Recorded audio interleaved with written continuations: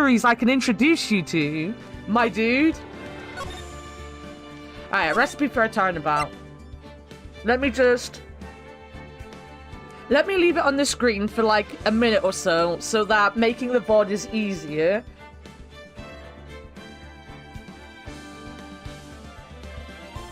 I have a good place to come back to. I know I should just write it down like Leo does, but, you know, that's way too easy. Way too fucking easy. Right, let's go. That's enough! This court sees no reason to further prolong the trial. This case is extremely clear. I see no room for misinterpretation of the facts. It wasn't me. I swear it wasn't me. The evidence and testimony we have seen and heard are conclusive. The victim was alone at his table when he drank from the poisoned cup of coffee. No, you're wrong. I know what I saw. I saw. I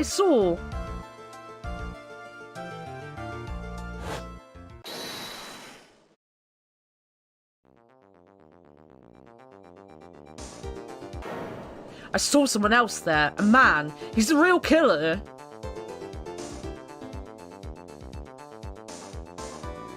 That's me, isn't it?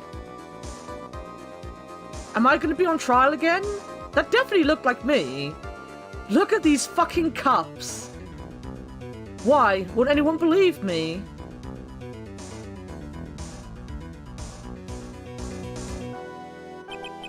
Well, I'd say that pretty much wraps this case up, wouldn't you? Mr. Wright? This court finds the defendant.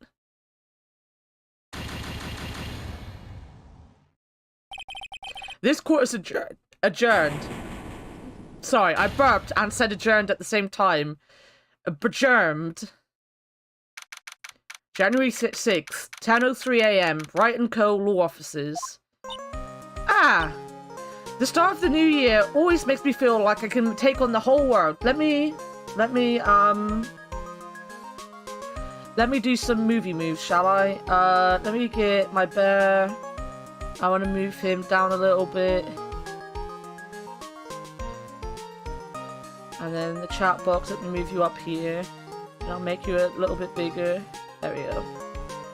Just so it looks pretty, and you're kind of in the case then, you know? You are the chat box in the text box.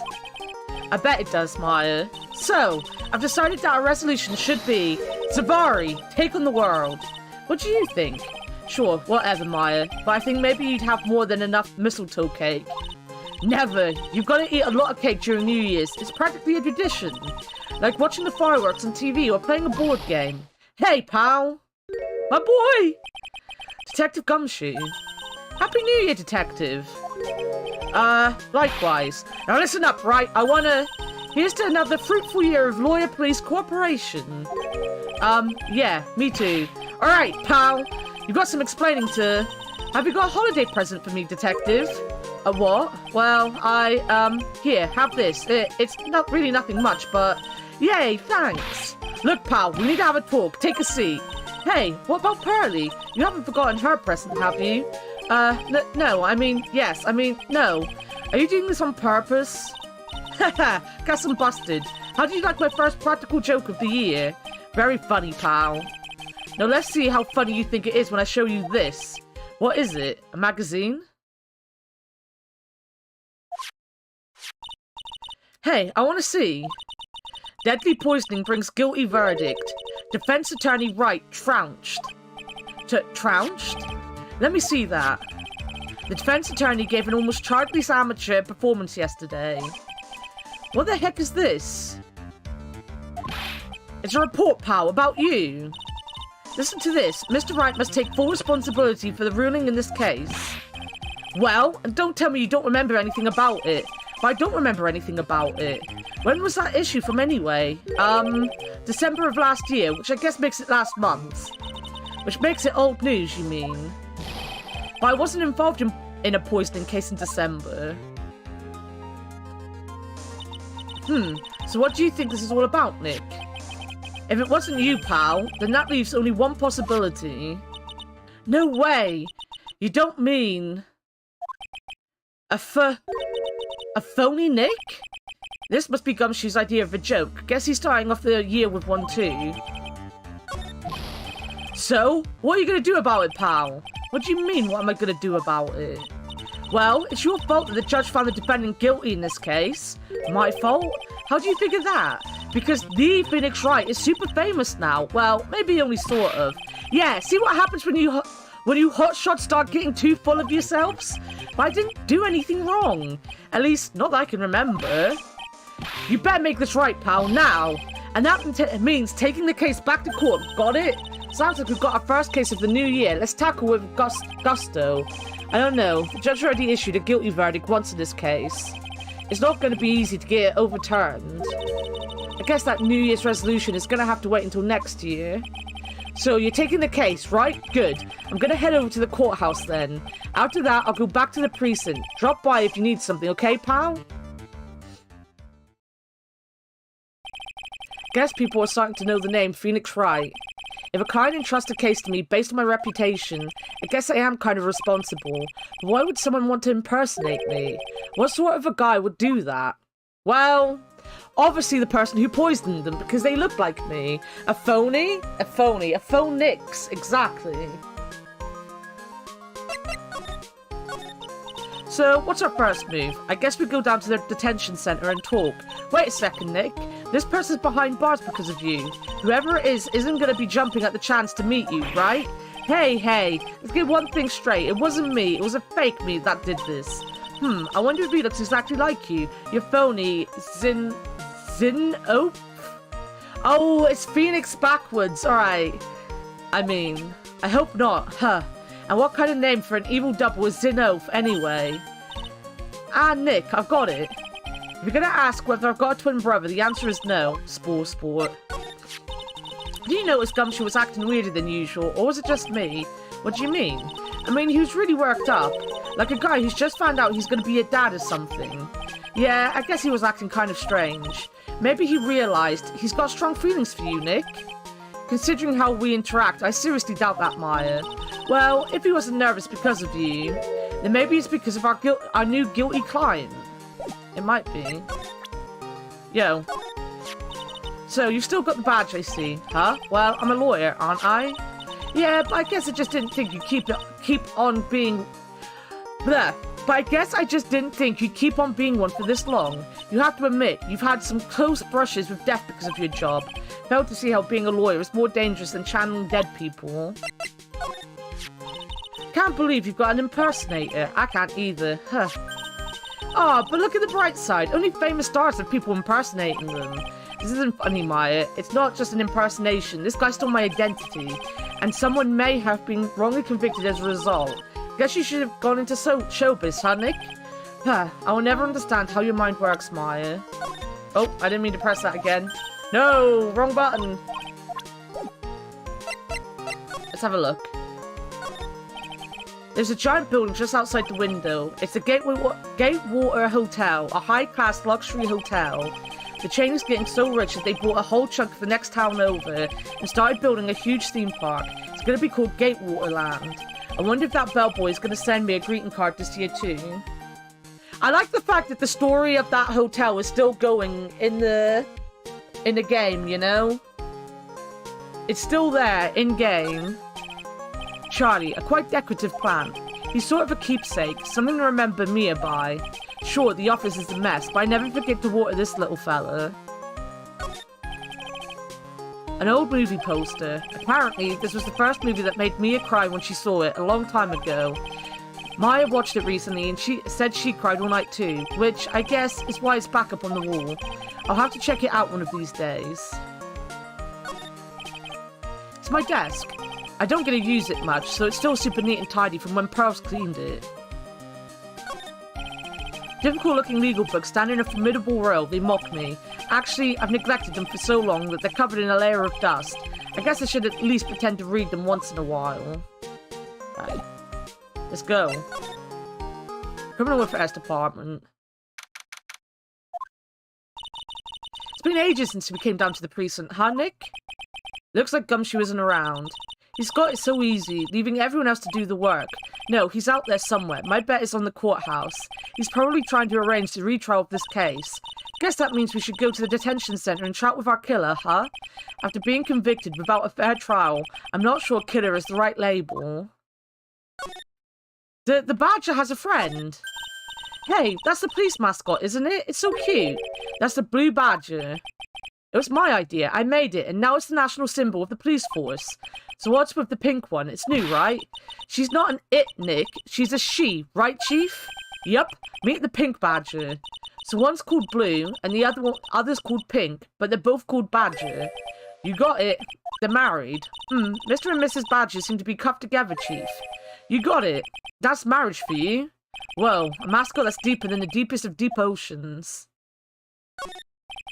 This must be the chief of the detectives here. He's glued to his computer screen. What? Master Mask turned up at the bank? What's he doing? Hands up, you scallywags. You're under arrest. Hey, that's our job. Looks like Run Delights opted for a new career. Quit surfing the net, Chief. Sorry, I was just, things feel pretty tense in here. A poster of a female police officer. Wait, no, that's the latest Babes in Uniform calendar. My bad. These are the detectives' desks. There are computers and files on each one. Funny, they're a lot tidier than I expected. I guess the detectives don't spend a lot of time at the desks. That must be one of the detectives. He's mumbling something to himself. Don't die running a red light. Die the old-fashioned way, of old age. We have a winner. Inject a bit of humor, that's the key. He must be coming up with slogans for a safety campaign, I guess. What a slogan, huh? Not much chance for donut crumbs on their desk. I want donuts now. I did text my mum and say, you can buy me lunch for putting that fucking bread bin together. This is so nerve-wracking, waiting to meet our new client. I wonder just what kind of person you tricked and got found guilty. Keep it down, Maya. That kind of talk could ruin me. Ah! How could you, Mr. Wright? How could you do this to me? They put me in solitary and I haven't been able to stop crying. Aren't you? Yes, I am. I'm totally and utterly let down. Ah, are you? Don't pretend you don't know me. It's Maggie. Remember Maggie Bird? I remember Maggie. Maggie Bird. Ah.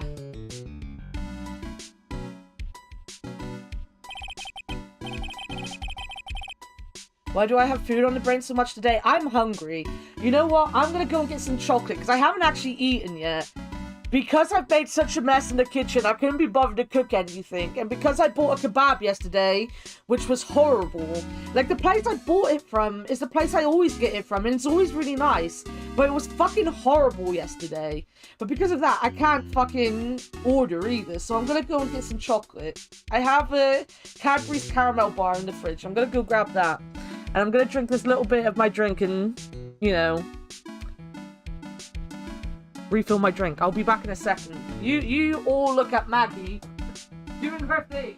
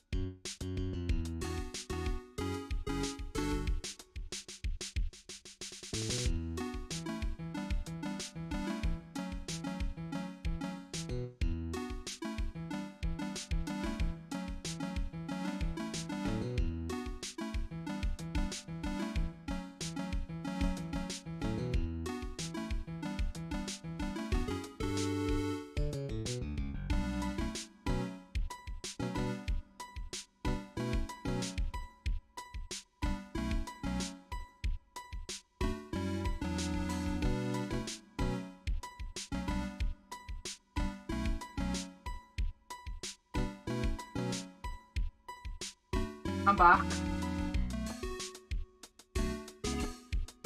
Oh, there was actually more water in that cup than I thought there was.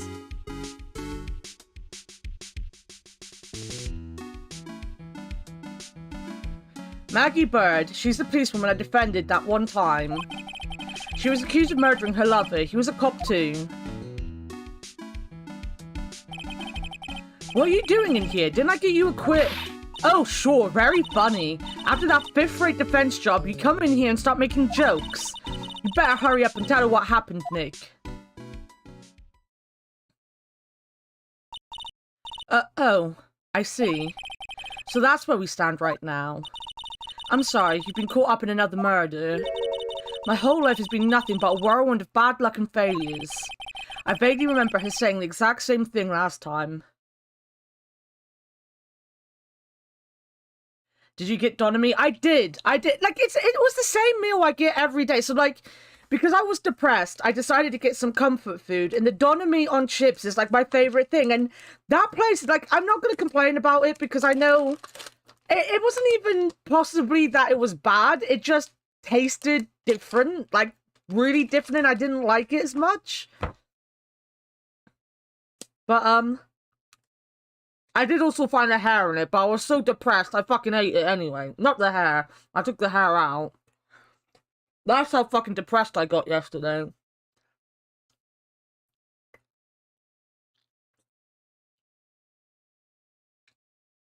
Oh my god, I love caramel. Alright, this has cheered me up. But now I can't read because I'm chewing caramel. What a world we live in.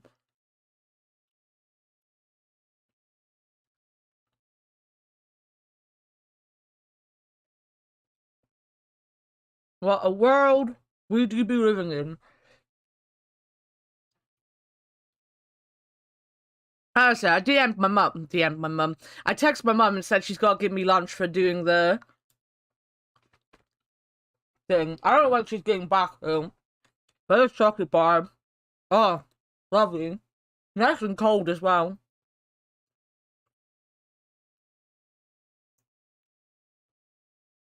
I vaguely remember her saying the exact same thing last time. Well, I don't mind. What's one more disaster in my life? At least now, the real Mr. Right is here with me. I won't let the world keep me down, sir. Cold chocolate?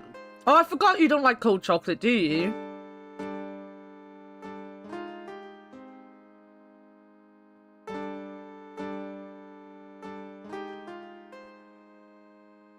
The older I've got, the less I've, liked anything like that at room temperature. I just prefer to keep it in the cupboard. That's fair.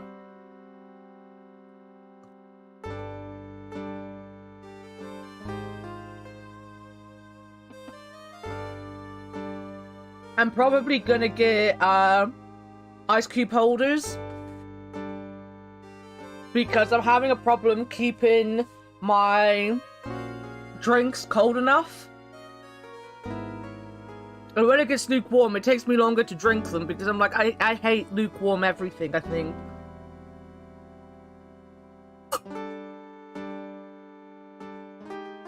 I put literally everything in the fridge, I'm not gonna lie. I've got a pack of chocolate fingers in the fridge as well for later.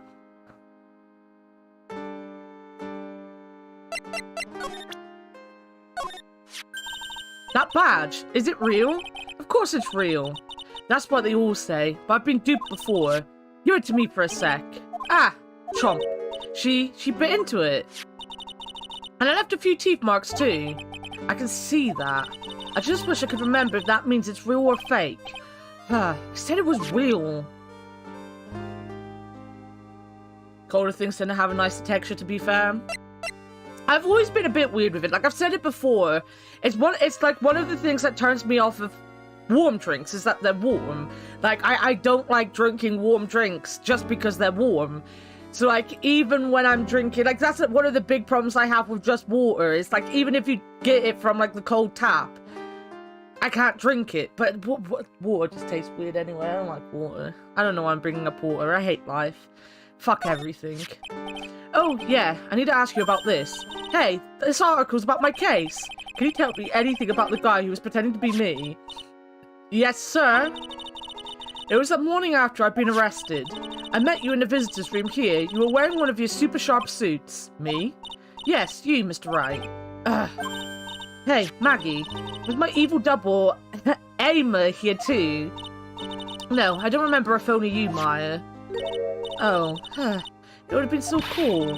Then you got really worked up and passionate.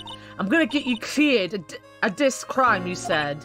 Okay, I get the picture, but you've met me in person before, so how come you didn't realize that guy wasn't the real me?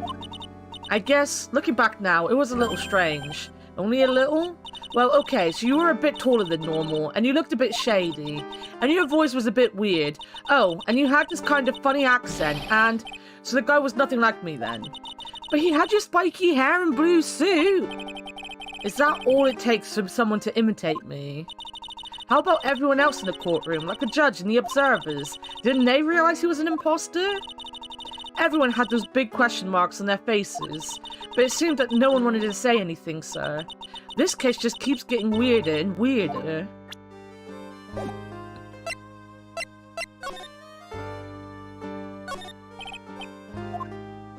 Right, that's the same as always. Let's look at him. This guard monitors the visitors' room. I bet they don't get too many waitresses in here. He looks like he's getting a bit restless. I mean, he's had Maggie in there before, though. Apparently that's all it takes. What do you think would it take for someone to impersonate me? At, like, the lowest level, how could someone impersonate me? Oh. Well, apparently my stream is gonna die today.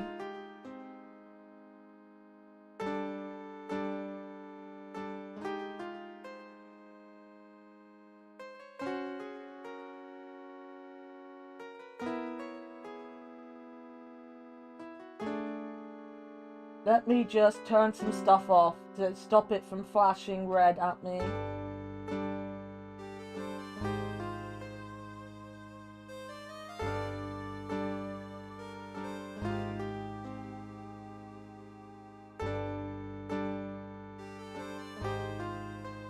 So up, we still see you. Nice. I didn't get a beep saying it disconnected. Hopefully it doesn't flash red again at me. So, how come you've dressed like that, Maggie? Last year, you looked so sharp in that police uniform. Huh, I was fired after that incident last year. Oh, I'm sorry. It's okay, I don't mind one bit. I enjoyed being on the force, but I think it was time for me to move on. So, what do you do now? In the second act of The Life of Maggie Bird, I'm playing the role of a waitress. A waitress? Yes, in a French restaurant. It's a small place, but it's quite fashionable. My charming smile and shapely figure come through for me.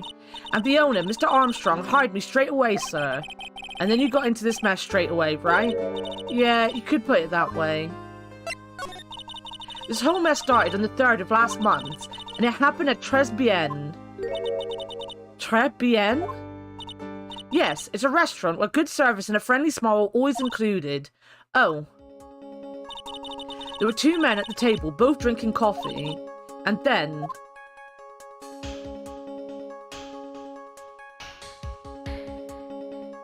Any bear with tentacles could be confused with you? Wow. I guess. One of the men sipped some poison into the victim's cup. The victim took just 1 sip and was gasping for air. I was so shocked, I passed out. Hey, hold on there, Maggie. What? You keep calling the guy the victim. Didn't you know the guy who was killed? Not at all. I'd never even seen the guy before. Oh. So she wouldn't have had a motive to kill him then, I guess. And the other man, the killer? You saw him, right? Of course, a good waitress must be attentive to the clientele. So, you saw the killer, but you were found guilty of the crime anyway. How come? You tell me, Mr. Wright. Guess the answer to my question is my phony. Anyway, she saw the killer. Better see if I can get a description of the guy. So, if you saw the murderer, why were you still convicted? Because no one else saw. Saw what? The other man, the one who put the poison in the victim's coffee. Everyone testified that way. Mr. Armstrong, the customer, everyone. The victim was sitting alone at this table the whole time. But how's that possible? I don't know, but nobody but one person would believe me, sir. Even Phoenix Wright, my one last hope for a fair trial, failed me. What pathetic defense! My granny could have done a better job. Look, that wasn't me, okay? And then, they found something a bit incriminating in my apron pocket. What? A small bottle of poison. What? But poison? It was in your pocket? Well, I passed out when the victim collapsed. The killer must have slipped the poison into my pocket when I was unconscious. And no one else saw this other guy. No, sir. That's what everyone said, but I don't see how they could have missed him. I was the one who took the coffee to the two men. Oh, and what was your impression of them? Well, when I first saw them, I kind of thought they might be in a music industry. In music? How come? Well, one of them had some sort of earpiece and an emo musician's look about him. And there was a sample CD on the table, sir. An earpiece and a sample CD, huh? Did you get a look at the CD at all? It had a band's name written on it. I think it was MC something. They must have been preparing for their debut, I guess. It was a band CD, maybe a promo disc? Maybe it was MC Screwdriver. Get serious, Maya. Would you buy the CD of a group named that? What was the name of that group again? MC Hacksaw? No, MC... And what about the killer? What did he look like? Well, I don't really remember. Only that he was a young man, well built like the victim, really. Mr. Wright, do you think it's possible to get a retrial? Probably. The court ruled in the absence of a genuine defense attorney, so we should be able to get a retrial. Mr. Wright? Do you think we'll win next time, sir? Huh? My life has been full of a full-course meal of bad luck, complete with defeat for dessert. Since I was 6 months old, when I fell from the 9th floor of my apartment building, I've been hit by all sorts of vehicles, gotten sick from all sorts of foods, failed at almost every test I've taken, experienced almost every kind of disaster. I even landed a phony lawyer when I had the misfortune of being accused of murder. But I will survive, because Maggie Bird always lives to fight another day. And one day I'll find it. Just you wait and see, sir. I'll find that one single moment of good luck. Zinner Eoff is really getting paid for this. Well, what are you staring at me like that for? But Maya's right. MC Spanner? MC Drill? I think I've told you before, but my nickname at work was Spanner. Whoever it is that thought it was a good idea to use my name and get an innocent girl convicted of murder had better watch out. We'll find him, don't you worry. We'll get Zinnia for you. Thank you. Oh, I'll tell you where Trebian is. Right, the restaurant where the murder took place. Yes, sir. When you go, please tell Mr. Armstrong I said hi. Sure, alright, Nick. Let's go check out this restaurant and it's... Sure, alright, Nick. No, I'm still reading this wrong. How am I so dumb? Sure. Alright, Nick. Let's go check out this restaurant and this food. I got there in the end. I read that sentence right once. Spanner? That would have been great. Sadly, it was just because it rhymed. She wasn't a pun kind of lady. Très bien.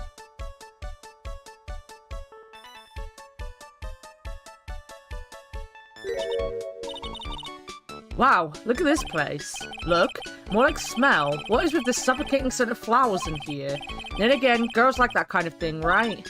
Actually, I'm not all that into it. No one's coming to see us. Maybe there's no one here. Don't be silly, Maya. This is a restaurant. It's open for business. Hello? Anyone here? I don't believe it. There really isn't anyone here. Perfect. Let's get intrusive. If there's no one here, we can take anything we want. Yeah, I suppose we can. No! Don't agree with her! Phoenix, what's going on? You can't agree with that! It's the restaurant's front entrance. There's a sign hanging on the door written in French. It probably says open or closed. It must be one of the other, but I don't know which since I don't know Jacques about French. Jacques.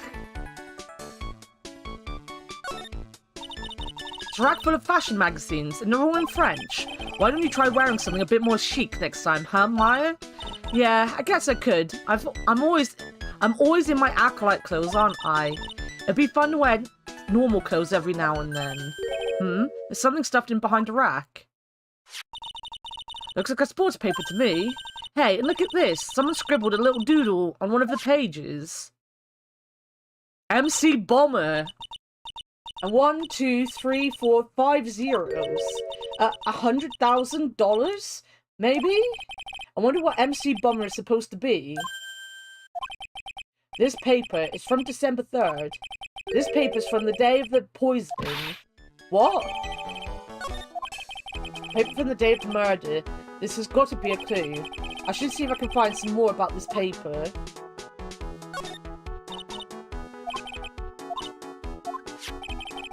Found a sports paper behind this magazine rack earlier. I better try to find out everything I can about it. Right. Look at all the little trinkets tucked away in here. I bet Mr. Armstrong collected all of these personally. Let's see. A bouquet of flowers, some pop puree, and look, fine bone china cups. I never knew you were so cultured. Come on, Maya. This is common knowledge. Any Joe Schmo knows this much. I don't think I could tell bone china from just, like, plastic, to be fair. Maybe he can. Look, it's one of those magical boxes that spits out money. You know, you're the only person who would ever describe a cash register in that way. We'll do a little slide. A little slidey slide. This table's set nicely. It just needs a customer. What do you think this flower is, Nick? Let's see. Well, it doesn't look like a tulip, and it's not a sunflower, I don't think. Duh, even I could have told you that. Well, those are the only kinds of flowers I know. Damn nabbit, I'm a lawyer, not a botanist. Wow, it's a beautiful winter wonderland out there. Really? Cool, I love snow. Let me see. Huh? It's not white. It's not even snowing. Got you. I was only kidding, Maya. Nick! There are lies that are okay to tell and lies that definitely aren't. All I did was tell an itty-bitty white lie about non-existent white snow. This restaurant has partitions that separate the tables. When you see it at a table, you can only see the tables to your right or left. This must be the table where the murder occurred. I guess so, with all this police tape all around it. And that stain must be from the poisoned coffee. Don't go licking the tablecloth, okay, Maya? Why would I lick it? I'm not a cat, you know. Then why can I picture you doing just that? So could I, to be fair.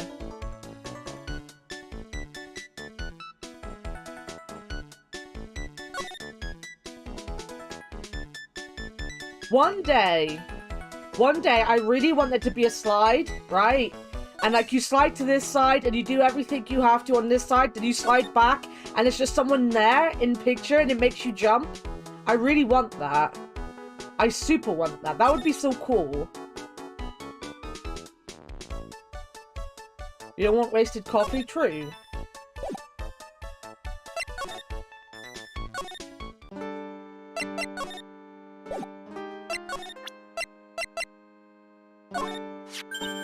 Oh, a sports paper. Let's see. Did Gutson Braun manage to defend his heavyweight title? Sorry, Maggie, that paper is actually a month old. It's from the day of the murder. And Gutson got knocked out yesterday, I'm afraid. Oh, no. I found this paper in the magazine rack at Trebienne. Really? That's strange. Trebienne doesn't get newspapers. Mr. Armstrong says he's not really fond of them. It may be one of the customers left it behind. Anyway, what I want you to look at is this scribble here. Aha! That's it, sir! MC Bomber! That was the name that was written on the CD. Just as I thought. I guess it was an MC Screwdriver after all, huh? So, that 100,000 must be a down payment for a record deal, right?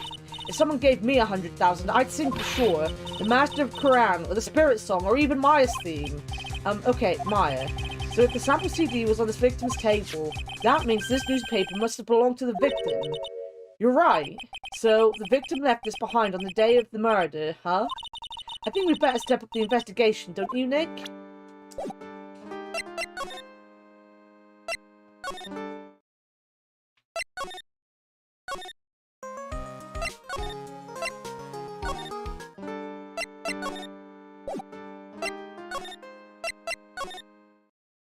Here we go.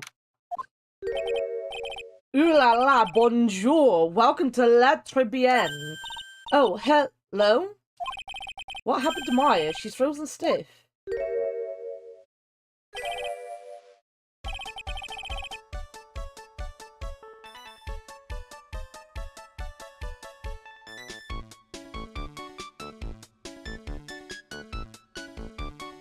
Huh.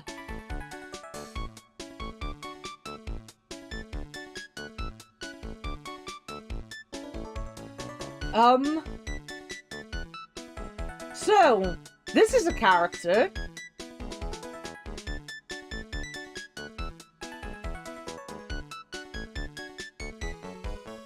this is definitely something I've just stumbled into.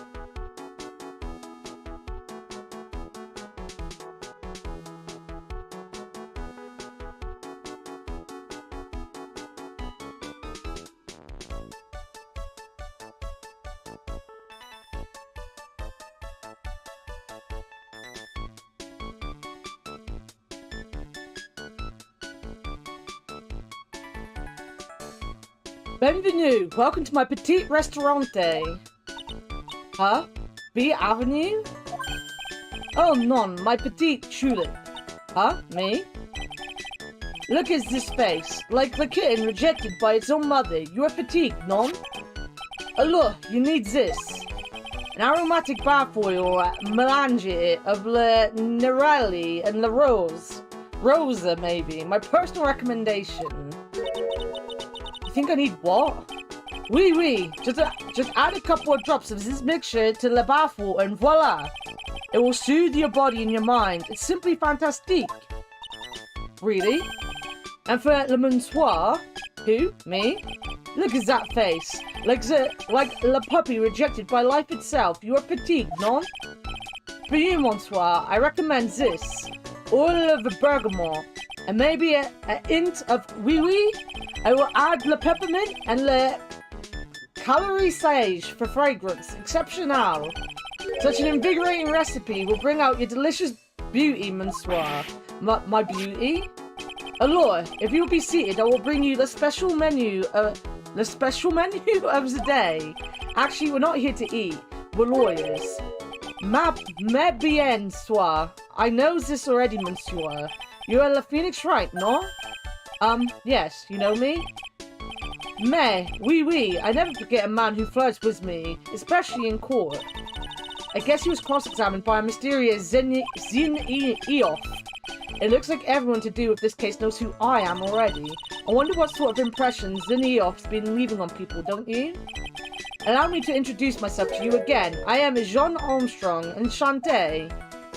Yo, Fick, how's it going? Sometimes some of the characters are a bit, this is beautiful. This guy's giving out essential oils like fucking candy. Seriously used our name backwards? No, Maya's using our name. So we've got a doppelganger, basically. So let me catch you up, because I've been streaming for an hour so far. We're trying to help someone who has been duped by our doppelganger. And Maya has named him Zion Eif. Whatever. Sin Eif. Because it's a doppelganger and we don't know the name yet. But the doppelganger is the murderer, quite obviously. Because the shadow looks like us with the spiky hair, basically.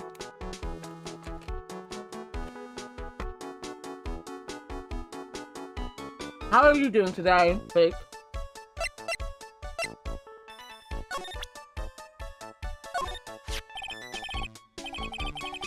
Please, bonsoirs, there is no need to show me that. You are Mon. Phoenix Wright is the worst defense attorney in town. I think I can imagine how he formed this completely wrong impression of me. The last time we met, did I show you this badge? Oui, you flashed it to everyone in the restaurant. Looks like Zinioff is a bigger fan of flashing stuff than you are, Nick. I'm not a lawyer myself. I do not wish to speak out of turn. Your defense in court that day was a little, lacking, perhaps? Even a Frenchman who cannot speak any English could have done a better job. You were very cool, though.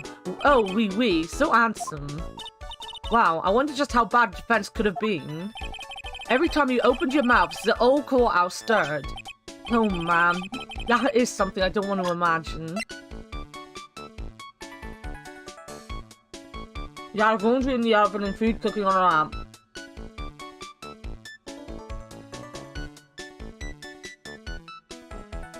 Sounds as good as my day. I can't tell you how bad I've been the last 2 days, Vic, because I don't want it on the VOD. But just so you know, I'm very upset today.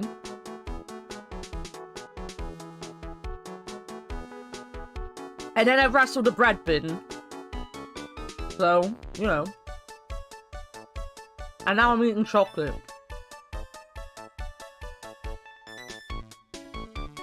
Which is why I can't press anything. I can't breathe with it in my mouth.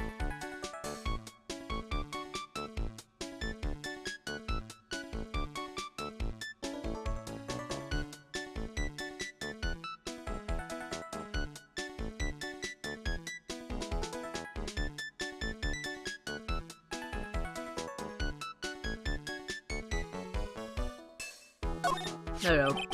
We found the sports paper in the magazine rack here. One of my customers must have left it behind. Do you have any idea which customer it was? It's the only ideas I have, mademoiselle. I saved for my kitchen. Very fair. So what does très bien mean? I know très, which means 3, right? No, it means very good, doesn't it? No. Très bien is Francais. In English, you would say very good. Oh, very good. Oui, exactement. La atmosphere is très bien, and la cuisine is très bien. The food's so good, why aren't there any customers in here? My cuisine is not all for all. Some people they do not appreciate la huit cuisine. I thought everyone liked hot cuisine. Since I have lost Maggie, I do not have enough arms. So you're running this place on your own now. Oui. For the moment, no one has answered my advertisement. Oh, pour moi. Please don't eyeball me while you say that. I am the chef. I am the manager. I am also a trained aromatherapist. Aroming what? A practitioner d'aromatherapy, the art of soothing the soul with the delicate floral aromas. Delicate? The smell coming from the bottle earlier was anything but. So, can you tell me what you know about the incident? Bien. It makes me so sad to remember it, yet I remember it so well. More than a month has passed since it happened. Yeah, I guess it's been about a month since Maggie's sentencing. So, it's the 3rd of last month, just after 1 in the afternoon. A man who was in here for a coffee suddenly became ill because of the poison in his coffee. That is the truth as I know it. It was Maggie who took his drink to him. I was in the kitchen. I heard the sound of someone collapsing. When I came out to see what it was, he was already slumped in his chair. He was dead? Mon Dieu, oui, he was dead. Maggie had passed out also. And this man who died, was he alone? Oui, monsieur. All alone. I know that Maggie said there was someone else, but... I see. The police, they asked me many times. Are you sure there was no one else at the table, they asked. But I am not the only one. The old man said the same thing. Old man? What old man? So who is this old man that you mentioned? At the time of the murder, there was another customer in here. What? Someone else saw it? Mais oui. As usual, he came alone that day. At the time of the murder, he was here. He saw it too. But he said the same thing, that there was no one else at the victim's table. Maggie swears there were 2 people. Mademoiselle, the lawyer, he can approve this, no? About the lawyer. That was me, I suppose. Ma bien soit. Wow, he's the first person who said it wasn't me. Don't kill yourself, Nick. Who's the one making stuff up?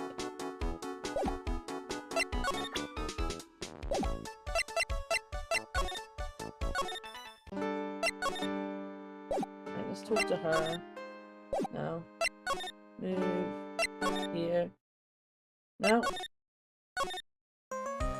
Oh, no.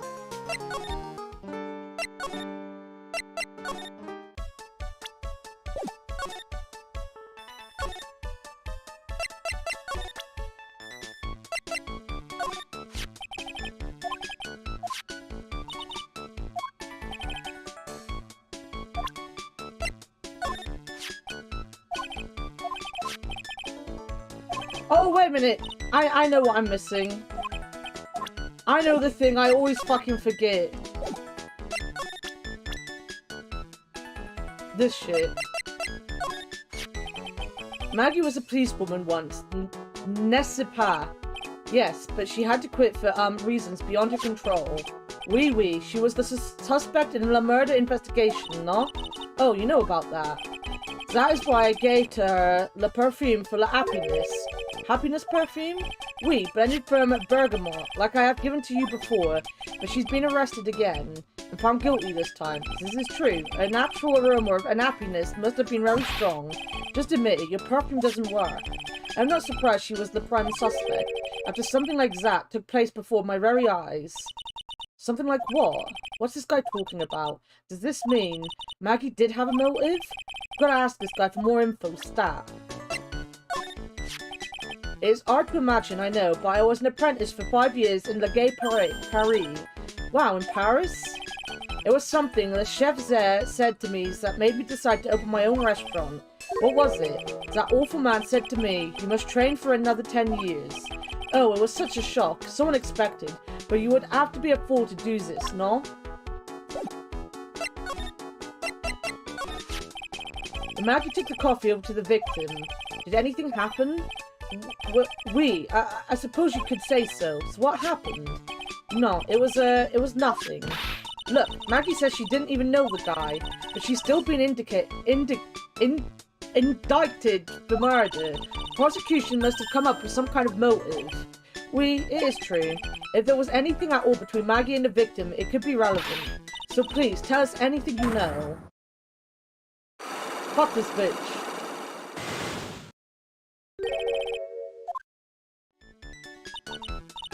No way, what are we going to do, Nick? We just have to what's wrong? The maggot hammer, it's gone. Huh? I had it in my pocket, but it vanished into thin air. What? I could see the Cyclops. Maybe that means the maggot hammer's nearby. I did notice I'd lost it. Mr. Armstrong, could I just confirm something with you again? The table where the victim was sitting, was anyone else sitting there? That is a question you will have to ask him yourselves. Huh? Him? The old man spent all of his time dans le parc. Park? Oh, a park. What park's that? Behind the restaurant. It is called Vitamin Square. Thank you. Je vois un prix, my dear. Let's go check out this Vitamin Square right now, Nick. Can I find my maggot hammer?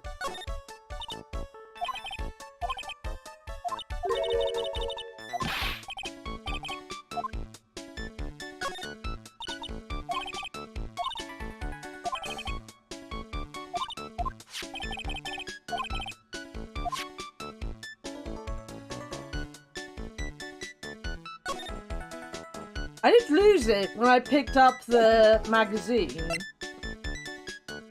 I am the maggot hammer.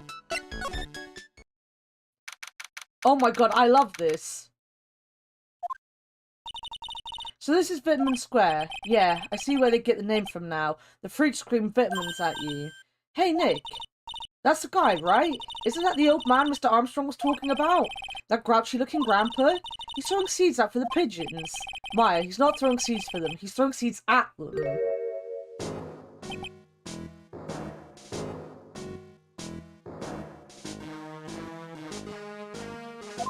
This game. My grumpiness threat level was just raised to red.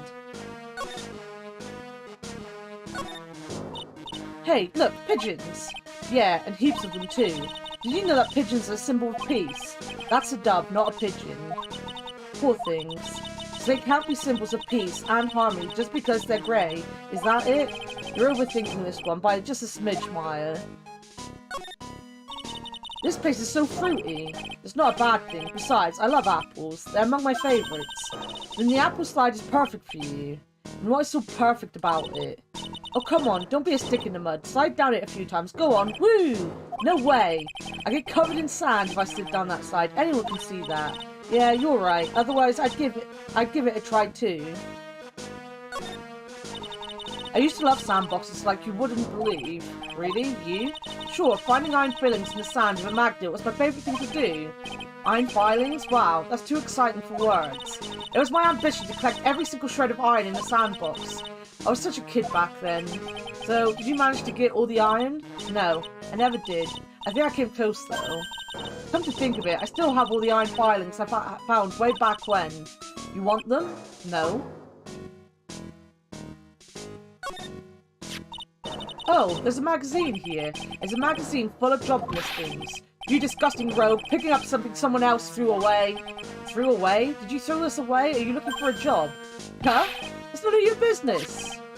Sorry, I guess I'll just take the magazine with me then. I don't want anyone else having it. Give it back. Too bad. Now that you want it there so bad, I don't want to give it up. Hey, that's mine. No, it's not. It's mine now, you little bitch. She's not wrong, though. What are you doing as a kid in the sandbox, Phoenix? I'm sure it was fascinating.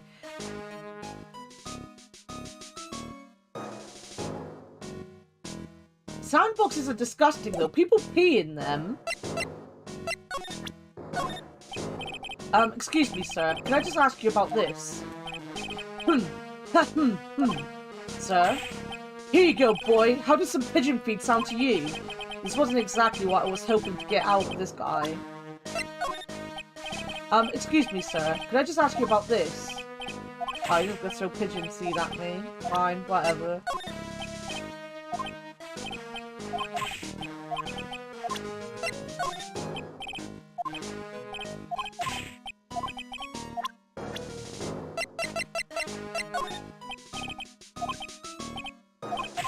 Maybe I have to actually talk to him first. He doesn't seem to want to talk to me at all. Well then. Excuse me. Would you mind if I had a word with you? Yes. I just want to ask you a couple of questions. What's the matter with you? Can't you see I'm busy? Do you don't like my seeds, eh, pigeons? She's really chucking her seeds at them. That's good to her. Go on, eat this. Can I ask you about Maggie Bird? I don't know about any Maggie Bird. Yes, you do. Maggie, the waitress at Trebienne. Ha! It's a disgrace, I tell you, and I disgrace. A disgrace? An innocent young girl revealing herself like that. Revealing? You mean her uniform? The youth of today, they don't have any shame. No shame, I tell you. Not 1 ounce. Whatever happened to the old Bushido values of Japan, like honor and modesty? What about me? I'm not wearing anything revealing. You? Your problem is your lack of any sense of grace. Talk about hitting a girl where it hurts. You go to Trebienne a lot. That miserable excuse for a restaurant? That garbage they serve in there's not food. Where's the sushi, the tempura, the rice? Trebienne is a French restaurant, sir. Where do you think we are, boy? In Paris? I want real food, not those snooty snacks. What about those shameless girls? You mean the waitresses? You can see all the way up there. There, yes, the waitresses. They're practically naked. It's a disgrace, isn't it? Well, isn't it? Listen, it's not my restaurant. Cat, it's a miserable excuse for a restaurant, that place. Miserable. He certainly knows the place. He must be a regular. But if he hates it so much, why does he keep going? Are you a regular at the restaurant, sir? It's just, if you dislike it so much, why would you keep going there?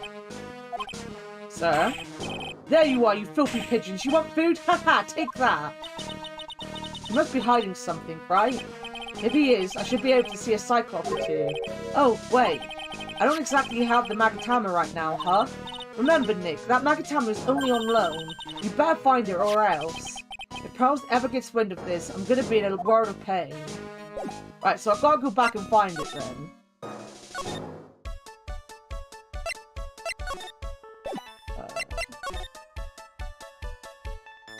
I bet I've just got to click on everything, right?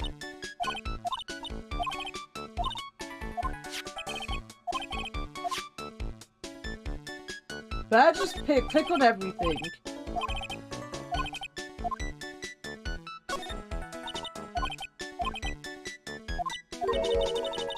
I mean, I think you're in America. Isn't it like an amalgamation of America and Japan?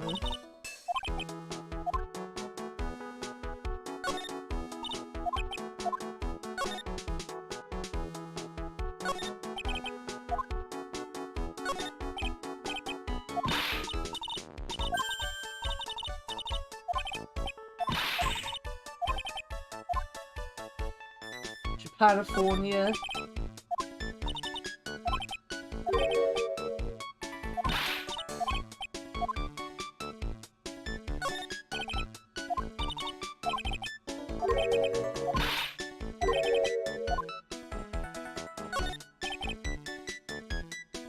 California, San Francisco. Exactly. See, you guys get it. You guys get it.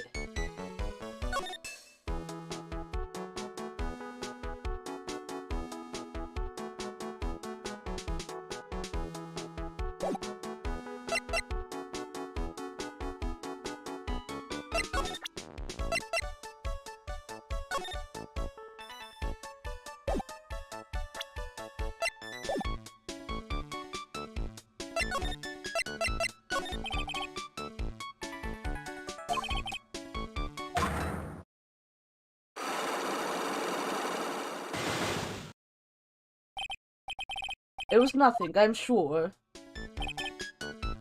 Who Sarah? Perhaps Maggie had another reason. What's Maggie's motive got to do with this? Why is he hiding things from me? And another thing. Where did I drop the maggot hammer? The fact that I can see the lock means it's nearby. He loaned it to me, you know. So you better find it, Dick, okay? And here I thought it was mine to keep. Well, I can't find it. Wait a minute. Oh, I'm so ill.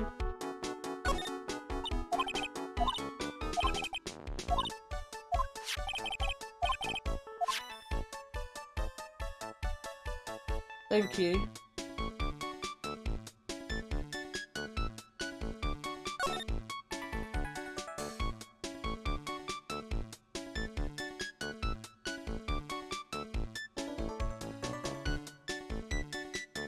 I don't know. Maybe in a detention center?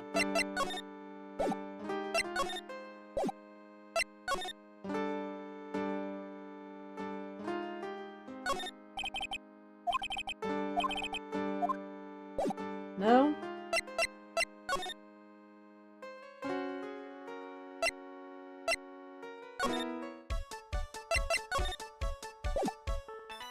But I can't break his cyclock without finding it, right? Like, when I go to do that... Oh my god. My nose. It won't let me.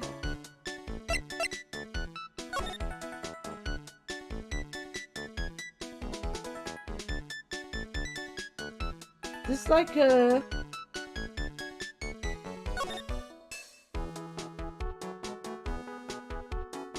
Would it be somewhere where I can see?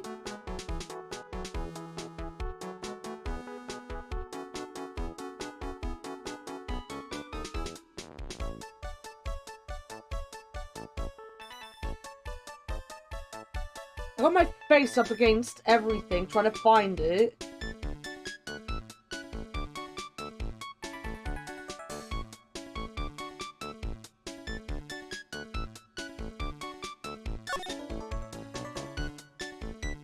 I'm pretty sure I lost it when I bent over this.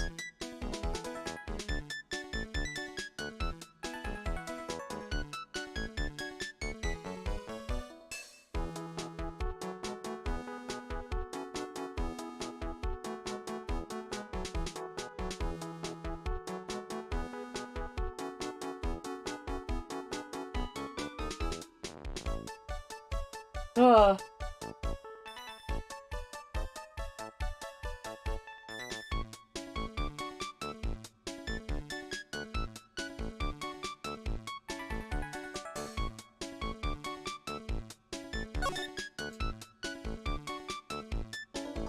Am I needing an int? No, never.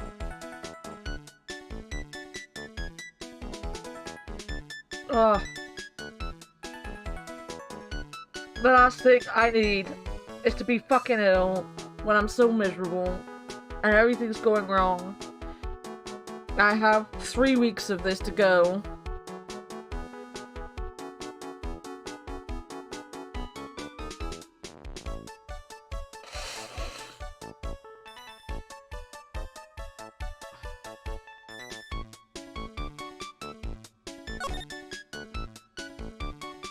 Oh, fictional. I'm making people watch a movie with me tonight if you want to watch after stream. We're either watching a movie or we're watching Inside Number 9. One or the other.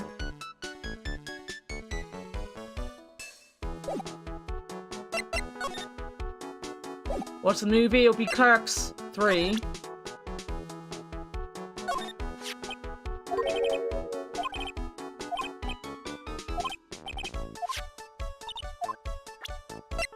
I do like flashing, apparently.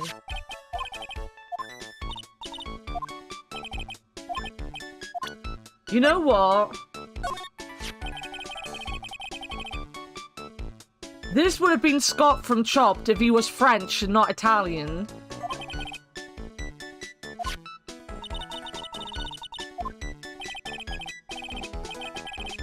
Do I need to know anything about Clerks 1 and 2? No. Clerks is literally just about grumpy people working in shops. Mademoiselle, yes? Are you looking for a job? What? No, I was just... Let me see. Your style is unpure different, but you have a good face. Different? Felicitations, you have passed. I will hire you. Bien, come with me. I will teach you everything I know. Nick, help!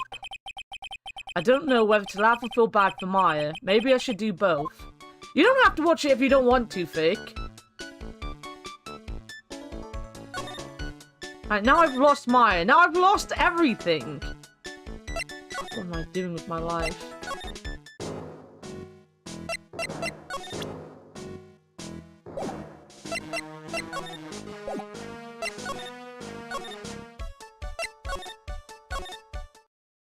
Here we go. It looks like they have Maggie in questioning. I guess I've asked her pretty much everything. I'll come back if there's anything else I need to ask her later.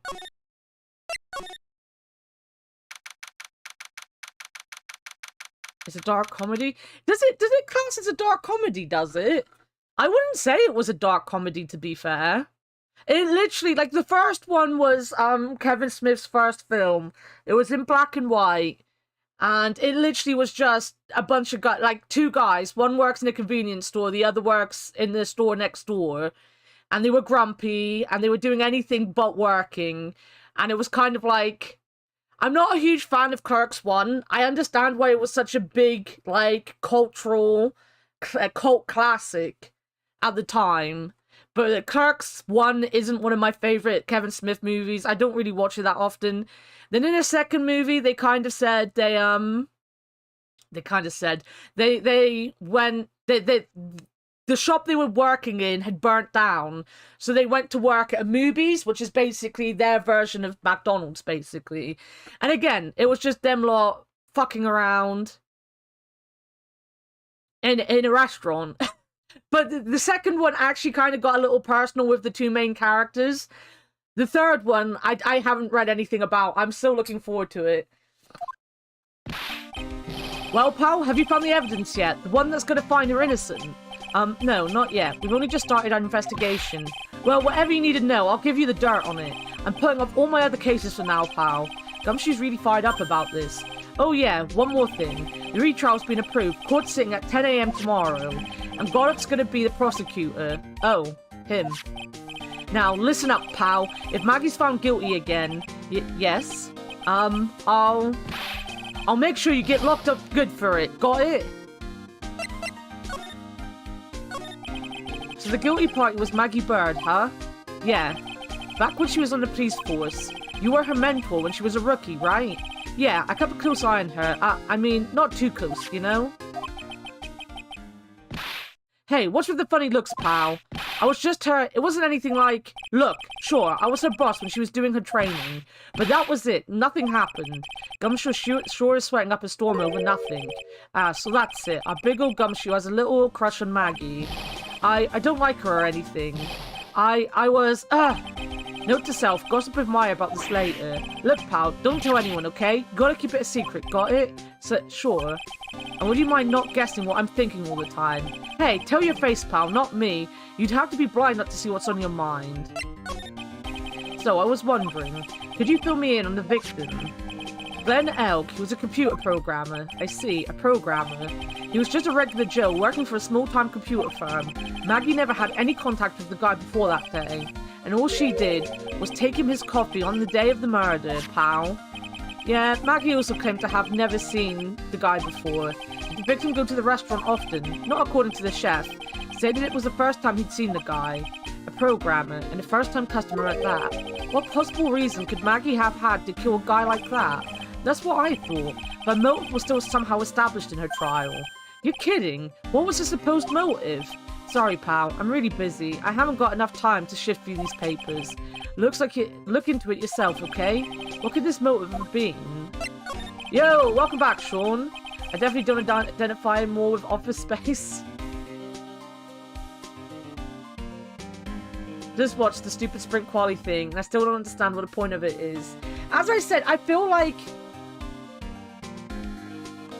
lot of people kind of got annoyed last year when technically George Russell got his pole position in a sprint race, you know? And like the purists, including the purist hunters and the former race drivers, were like, well, technically he didn't get a pole position, but he starts on pole. And then a lot of people agreed that, like, it's not fair for the race to be sorted by the sprint race. I don't get why they need the sprint race, to be fair. Like, sprint races are fun and everything, but I don't get why they're so, like, ingrained to have them. That's it. K-Mag got pole and then they did the sprint and George won it. So people were really up in arms because K-Mag didn't get to start the actual race on pole.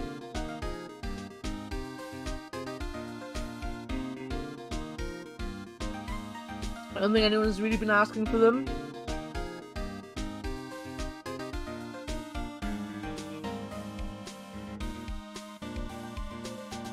I think they think it'll make more money.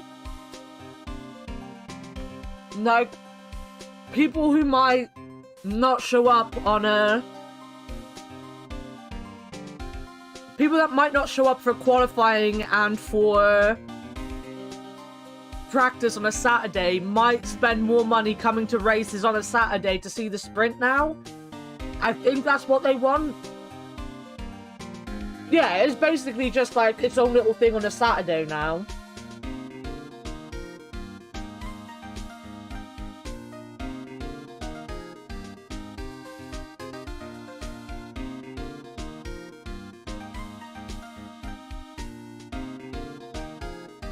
Like, I get it and I don't get it.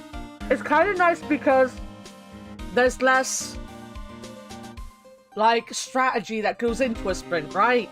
So, like, they're making it so that it's just the fastest cars doing the fastest things and stuff like that. But, I don't know. There's still the whole thing that the drivers have been talking about what happens if someone crashes into you in a sprint race. You're fucked for the race then. With the budget cap, you don't have enough money to, you know, replace cars that get damaged in a sprint race that maybe isn't your fault. If there's like a weather thing or something like that then fucks up, or if your engines just can't, because like that's X amount more races technically a week. Like you're putting more pressure on a engine being in a race than being in qualifying or being in practice, you know? Like, they're not adjusting the budget cap for the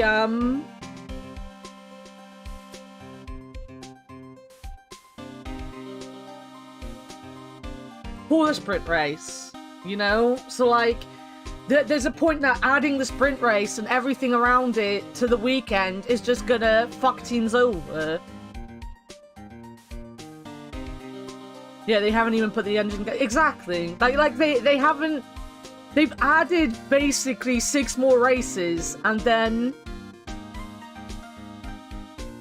They've done nothing. Done nothing to show that there's 6 more races, you know?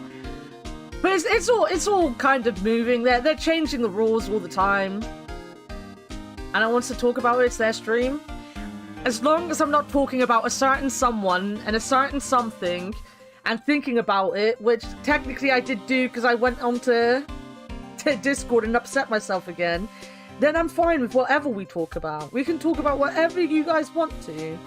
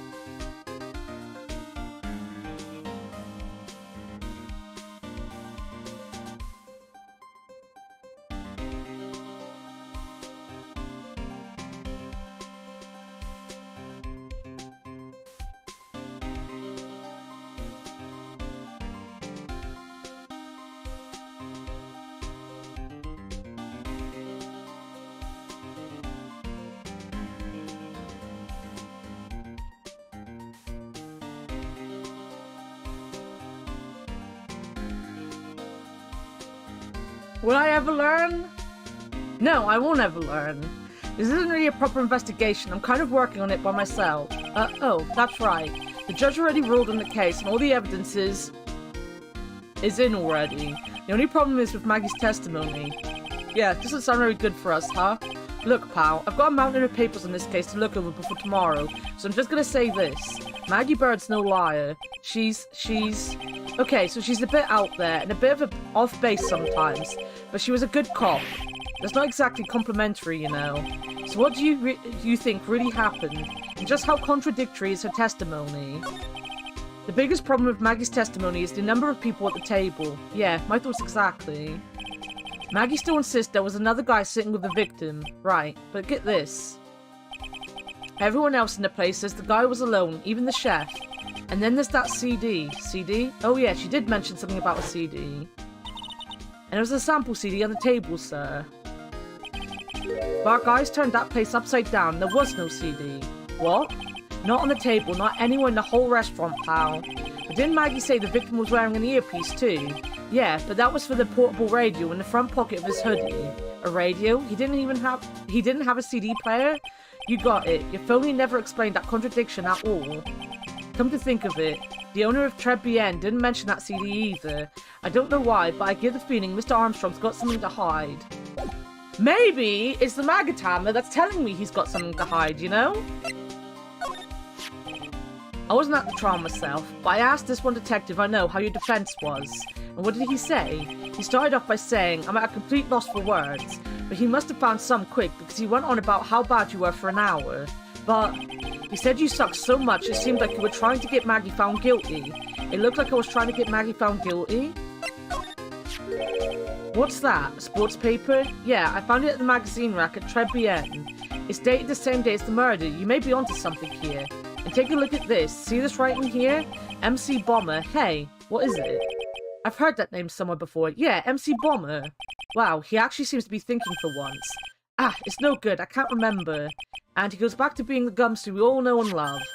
Hey, pal, I'm gonna borrow this paper for a bit, okay? I want to get a handwriting analysis done on this scribble. Handwriting? Huh. It'd be good to know more about that in any case. Thanks, pal. I bet this will turn out to be an interesting clue. Sports paper given to Detective Gumshoe. What do you make of this? Sorry, pal. All I can think about at the moment is Maggie at the moment. No, I don't mean it like that. I meant... You don't have to explain, really. Oh wait, no, I wanna... Have you gone to see Maggie? Of course I have, but I wasn't much good at counseling her. I'm not very good with words. Oh.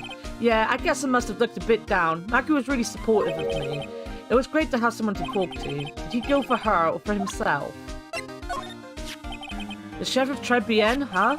You know what that chef said to me? Ooh la la, your body is full of toxins. And then he gave me this bottle. What's in it? I don't know. The label says juniper. I'm under orders to put a few drops of it in my bath every day. Under orders? Yeah, you know, there's something about that lady. I mean, guy. Huh? You can't stop thinking about him. Not like that, pal. Give me a break. He's not my type. I mean, I can't stop thinking that he's involved with this case somehow. Sounds like he knows a little something more about our charming chef. What do you make of this? Sorry, pal. Wait. Yeah, no, right.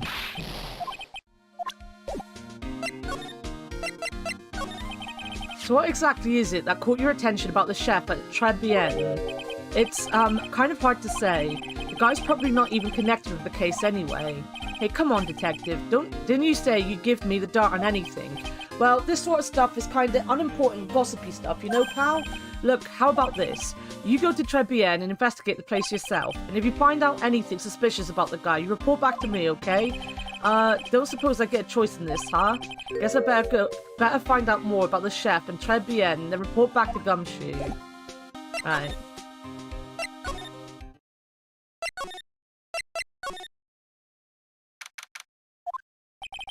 The scent of flowers sure is strong. It's almost making me dizzy. Oh, hello. Who was that just now? Customer? She had a sort of dark aura about her. Ah, welcome. B Avenue. Wow, what a cute voice. Oh, it's just you, Nick. Maya? Well, how do I look?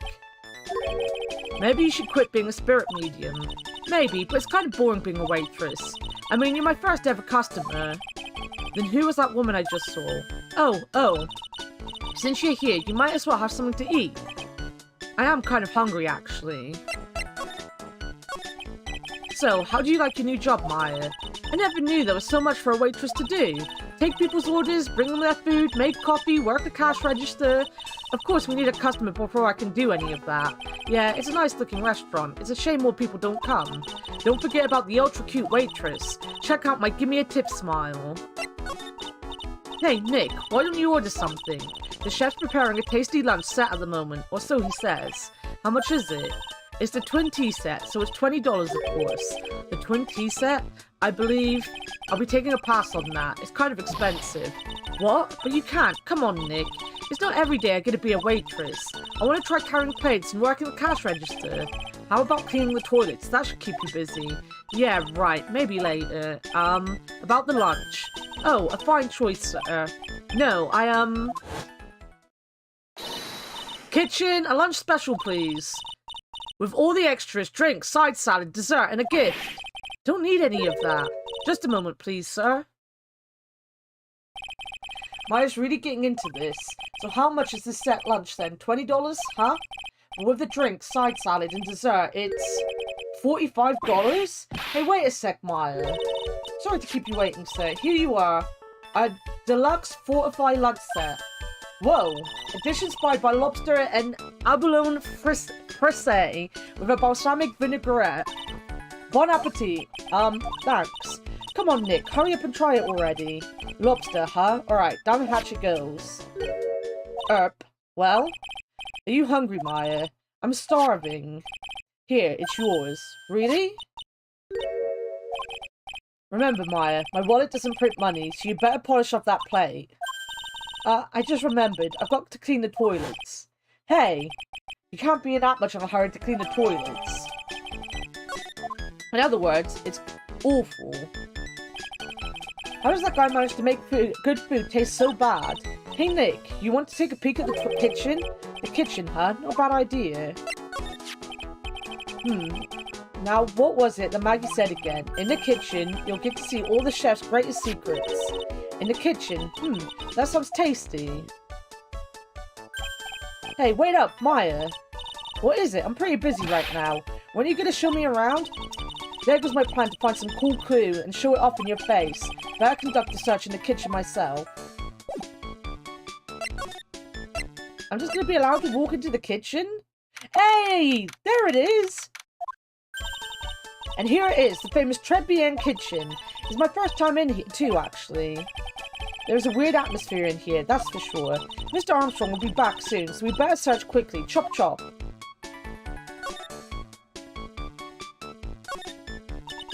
Now, I know I'm in a French restaurant. I've never heard of most of these seasonings. Hey, Nick, this container has oyster sauce. What's that? Isn't that used in Chinese food? Ah, look. Right there on the counter. My Magatama, what's it doing there? What indeed?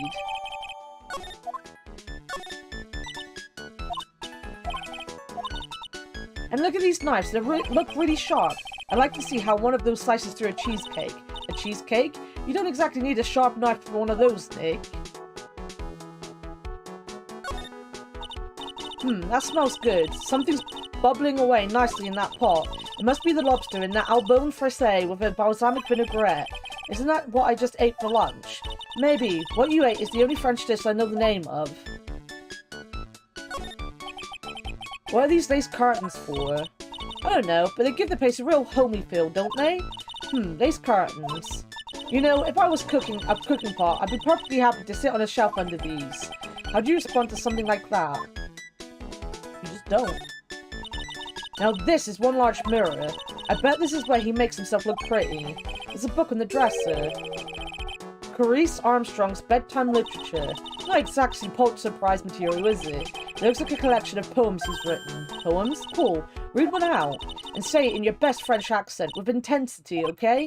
Okay, here's one. It's called Printemps. The two of them, like actors from a film. The coffee still undrunk. Sweet nothing's over too soon. On that sad Sunday morning. The foolish cocktail so delicious. Takes you last sip of your tea, and I know what I will do. I must lie to you. I must. Huh? That's it? Yep. That's a poem for you. What's this? It looks like a treasure chest or something. Wow. Look at all these little bottles. Oh, they're aromatherapy oils. He's got so many, they're overflowing onto the floor. Let's see. 1, 2, 3, 98, 99, 100. They're all the same too. Hey, wait a minute. What is it? There's one bottle that's different from all the others. Well, what do you know? And it doesn't have a label either. And it doesn't smell. So what's that liquid inside then, I wonder? Hey Nick, we should borrow this. I mean, look how many bottles he's got. He won't miss one, will he? Good thing this guy writes about what actually happens. Yep. It didn't get added to my court record, did it? No.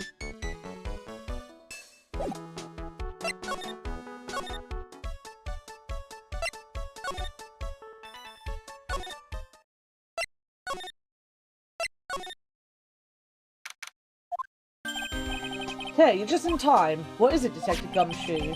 The lab got back to me about the newspaper you gave me.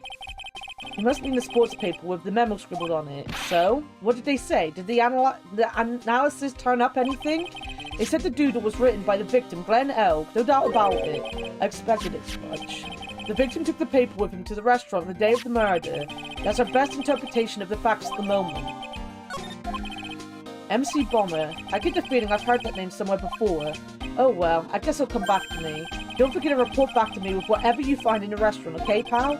Since when did I start taking orders from Gumshoe? Although, I get the feeling there's something I need to show him. There is. You got one of those aroma bottles too, huh? Only this one doesn't smell. Huh? I don't get you. This was mixed in with all the other aromatherapy bottles, but it's not the same. It doesn't even look the same, wouldn't you agree? A cologne bottle that doesn't smell, huh? Smells like a skunk to me, pal. Mind letting me borrow that bottle for a while? I want to send it to the lab for analysis. The victim was poisoned, so the contents of this bottle are pretty important. Small bottle given to Detective Gumshoe. I had a hunch there was something funny about that chef. You suspect Jean Armstrong? I've got that guy's number. I know what his secret is. That must be the same secret Gumshoe was talking about before. I guess I'd better fill you in on the details. About this Armstrong guy's secret, I mean. Yeah, tell me. So what's Mr. Armstrong's secret? You ever had lunch at Trebien, pal? Yes. So, how was it? To put it nicely, it was inedible. Hey, don't worry about being nice around me, pal. You and I both know the reason that place is so empty is because of the food. I mean, the place is clean, and he's got a girl like Maggie as a waitress, so... yeah, I guess it's probably the food. The real scoop on the guy is he's up to his ears in debt. Really? How much does he owe? This is a copy of his loan contract. He's about $500,000 in red. $500,000? Are we talking dollars? Yeah. Hey, if it was sterling, he'd really be in trouble. Sorry, that figure just took me by surprise. Yeah, this case is full of surprises. I'd be willing to bet Chef's got something to do with most of them. That's my hunch. Alright. We'll move back.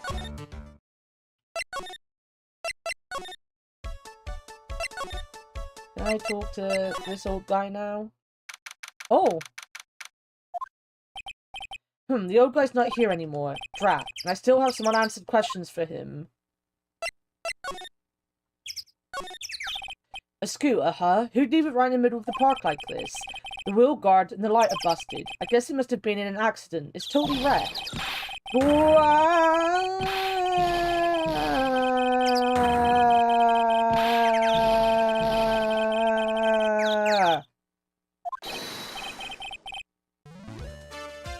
Oh! I'm guessing this is the murderer. Hey, what do you think he's doing with my bike? No, I was just... Wah! You've been messing with my new ride. Is that what you've been doing? The new ride? Isn't that kind of an old... Wah! You've got to pay for this. It wasn't me. I was just passing by. Hey, then who's the one that covered my saddle in crap, huh? Wah! You've got to pay. You catch my drift? No, wait a sec. I'm not a pigeon, so I couldn't have done it. A wise guy, eh? I had to beat you so hard it'll feel like you were smooching the express train. Uh-oh.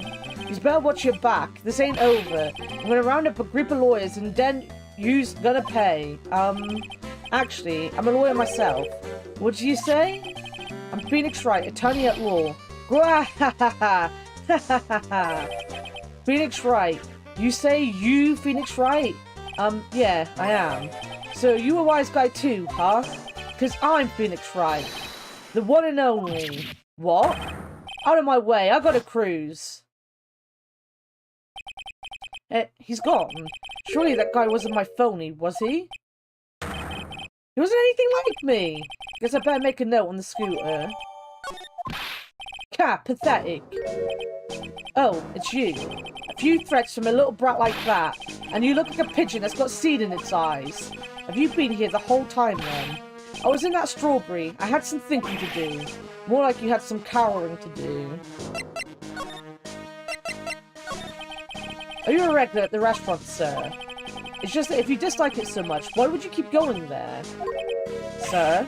There you are, you filthy pigeons. You want food? Haha, take that. I hate this guy's nose. I hate that he keeps moving it as well. I knew it. This old guy has got something to hide. But what could it be? Right, now I can fucking... I thought you said you want to poop then, Vic. Très bien. It's time you told me the truth. Why are you a regular at a restaurant that you dislike so much? Isn't it obvious? People only have one reason to go to restaurants, to eat. To eat? Is that the whole truth? Well, what do you mean? I don't think you go to that restaurant for the food at all. You insolent brat, how dare you accuse me that- What proof have you got? I can tell that not you, nor anyone else in the world would go to that place for its food. The proof is in the pudding, or in this case the Met lunch menu. That's the twin tea set. The food at Très Bien is terrible and expensive. You're wrong, it's cheap. Huh? I'm rich. I inherited money when I was a boy. Yes, I'm stinking rich. I haven't done a jot of work since I was born, other than feeding the pigeons. What a load of crock. The taste is another story, but the price is nothing to me. So, you're saying that you go there because you've got money to burn. Exactly, I have so much cash I go for a swim in my money vault every day. Unfortunately, that's a lie. What? You don't have money to burn, you're flat broke.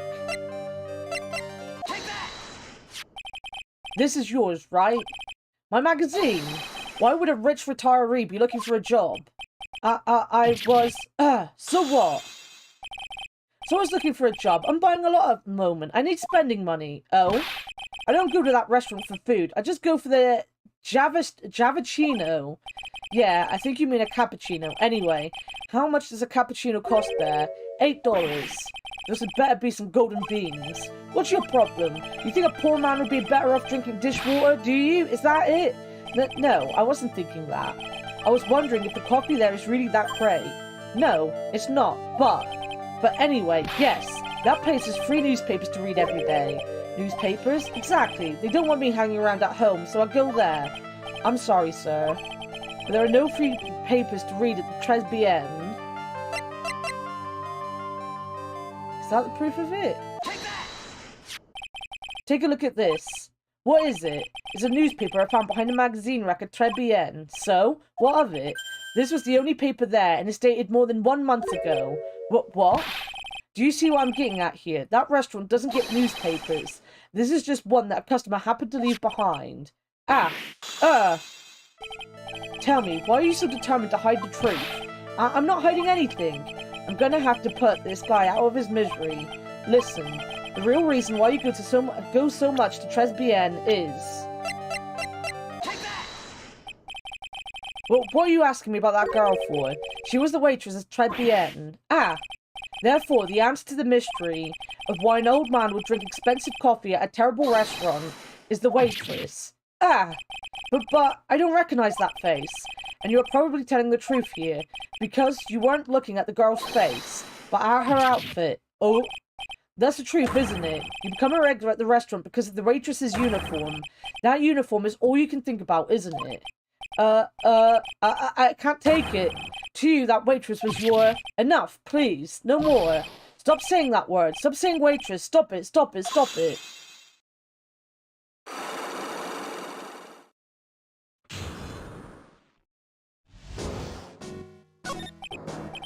Sir. Yes, it's true. I was there for the young girl. Fine, so I'm a dirty, wicked, sinful old devil. No, I didn't mean it like that. I even get one of those lousy cups of Javicino every time for $8. All because of the servant girl. Punish me, look me up. Really, that's not what I'm here for. You'll be the same. Another 20 years and you'll understand what it's like. You'll know how painful it is to be an old man like me. No, really, listen, sir. Stop calling me that. I have a name, you know, boy. So show some respect, I'm Victor Kudo. Sorry, Mr. Kudo. You young ones think you know it all, don't you? Well, I'm not saying another word. I won't tell you anything more. This guy was in the restaurant at the time of the incident, which means I have to hear his testimony one way or another. I don't believe this. I even broke his sight blocks and everything. I guess I'll have to try to get him when he's in a better mood.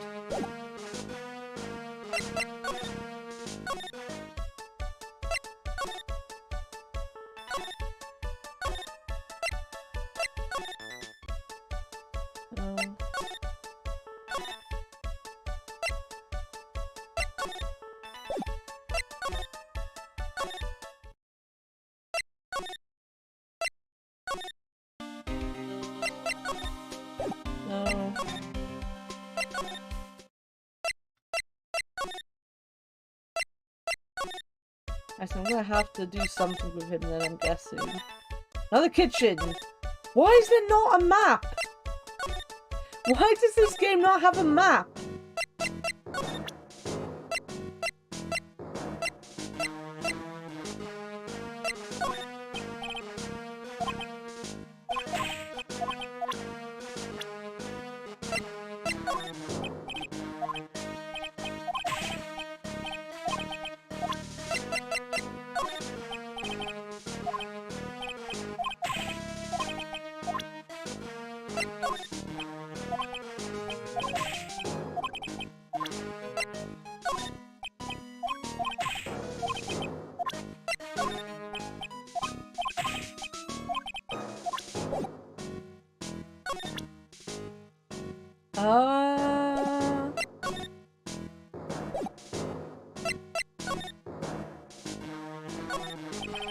Pigeons are so busy pecking at the seeds, they don't notice anything else. Seeing those birds eat with such intense focus reminds me of Maya when she's scarfing down a burger.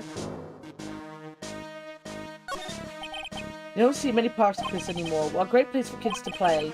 The loud man's the only one here chucking his seeds at the pigeons. When I think back to when I was young, I wonder what I found so great about playing in a sandbox. Maybe I'll come back here in the middle of the night one of these days to relive it. Second thought, being arrested by Gumshoe would be too embarrassing to bear. This is where I found the job listing magazine before. A guy like me carrying around a magazine like this kind of gives the wrong impression. I guess I better give it back to that old man once his investigation's over. Yo, welcome back, Dogma. I'm still playing as Zorro. Middle of the night. I was wondering why he did, like, just sit in the fucking sandbox. It's empty. There's only an old man in there. No one's gonna care. Like, no one's gonna sit there and fucking judge him other than the old man.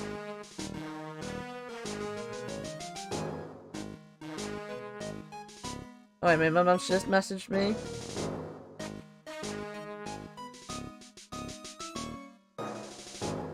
My mother is asking if I still want lunch, and that would be a yes.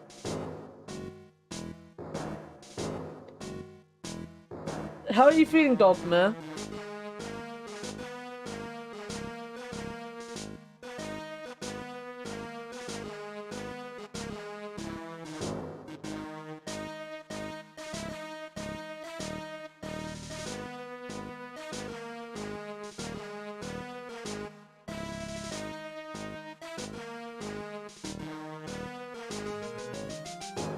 I want food, guys. You're gonna have to wait until I got my food sorted.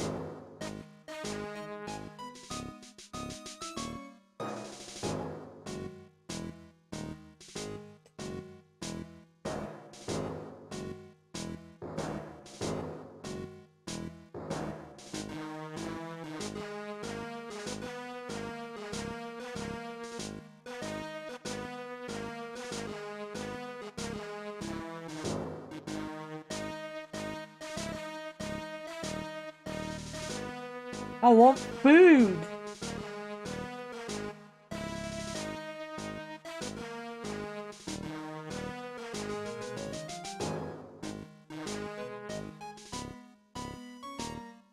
I'm going to my work and change the brakes on my co-worker's car yesterday. I wouldn't have to today. Nice! Happy to hear it, buddy. Have you got today just free then? Are you a free cat at last?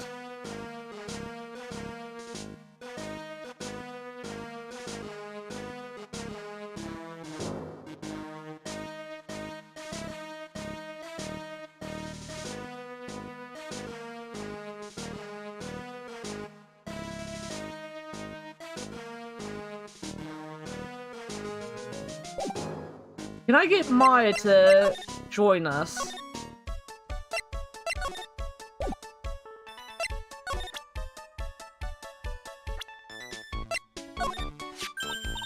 Oh, it's that old man. Is he still feeding the pigeons? Yeah, he fed me as well. Got a bunch of those seeds in my eyes. Oh, ouch. Hey, Maya. Would you mind coming with me for a while? Huh? Me? Why? There's something I really want to ask that old man. Sure, okay. I'll just get changed. No, hang on. Can you go like that? I guess?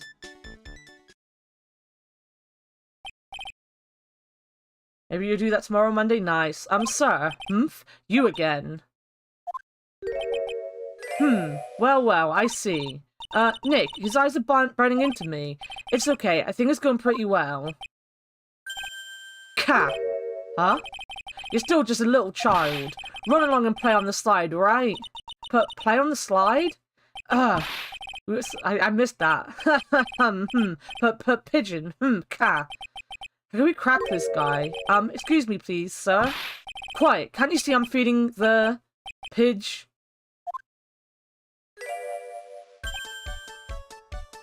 Mia! Well, if you don't mind, sir, I'd really love to talk with you. Yes. I'm so happy. Of course, certainly. I'm Victor Kudo. I'm so happy that we had to change into Mia. I was really worried for a minute where they were going with that. I was super worried where they were going with that. Even from Beyond the Grave, wow. Because to be fair, Maggie doesn't look that much more adult than Maya does, you know? About the incident. You mean the man who died after drinking the Javicino? It's like he's a different person. It was quite a shock, even for me. He was a strange-looking boy. The girl took the Javicino over to him, you see? And was the customer alone? Definitely, he was the only person at the table. Then he took one sip of his Javicino and he said something like, "Urgh," and then collapsed, dead. Oh, how terrifying. You're so good at listening, aren't you? I'll tell you anything, whatever you want to know. He certainly seems to be telling the truth now. But it looks like Mr. Kudo didn't see this other man either. Do you like the food at Trebienne? Well, of course. I'm really quite a sophisticated man. I was a young businessman once, you know. I set up a casino in London. Really? How interesting. Tempters are involved, all people swoon. True. To be fair, the age of consent is as low as 13 in Japan. And it's 13 in a lot of countries. That doesn't stop it from being worrying. You can still sit there and be like, yeah, no, an old man wanting a child to play on a slide because he's perving over them is weird. Eating the food at the restaurant really takes me back to my days in France. What a lovely story. London's in England, not France. Oh yes, France is wonderful. I'd love to show you around the city sometime. It's too much. I can't take it. I want France. Ha ha ha. I can't believe Mia's laughing at this guy. I want France. No one says I want France. You visit Trebienne a lot, don't you? Of course. I mean, yes. I'd like to come and see you there. Hehehe. Really? Oh, you flatter me so. The owner would be delighted to welcome you, I'm sure. Be careful of that chef, my dear. It's Ack. It is Ack. He doesn't know where London is. Be careful of that chef, my dear. The chef? You mean Mr. Armstrong? That's right. The man's an ex-con. He's an ex-con?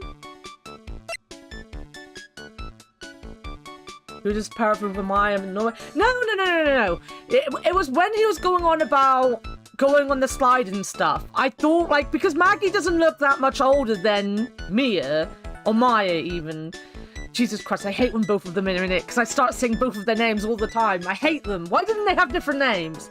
But yeah, because Maya doesn't... I know it's probably the boobs at that point, because Maggie does have booba, and that is kind of the joke with Maya, is that she doesn't have booba. But I was worried that he was gonna be like, you know... really... pedophile-y, to be fair. Can't even put it in a nice way. That's literally what I thought it was gonna be. I didn't go there, but yeah, obviously. France is the next city over from London. To be fair, Akbar doesn't even know London's a city. Akbar thinks London is the great country of England. No, the great city of England. And that Plymouth is a country. London is a country? Whatever did Mr. Armstrong do? Oh, no. Those eyes. I can't take this. Mia's really got this guy eating out of her hand. He steals things from his customers. From his customers? Gloves, handkerchiefs, little things mainly. He's a pilferer, so you be careful around him, my dear. Are you sure about this? Of course, he was arrested for it once. I was there when it happened, having my Javicino. He really is a regular. Let me write you a little haiku about it. A haiku? A Japanese poem. It'll explain all you need to know about that chef.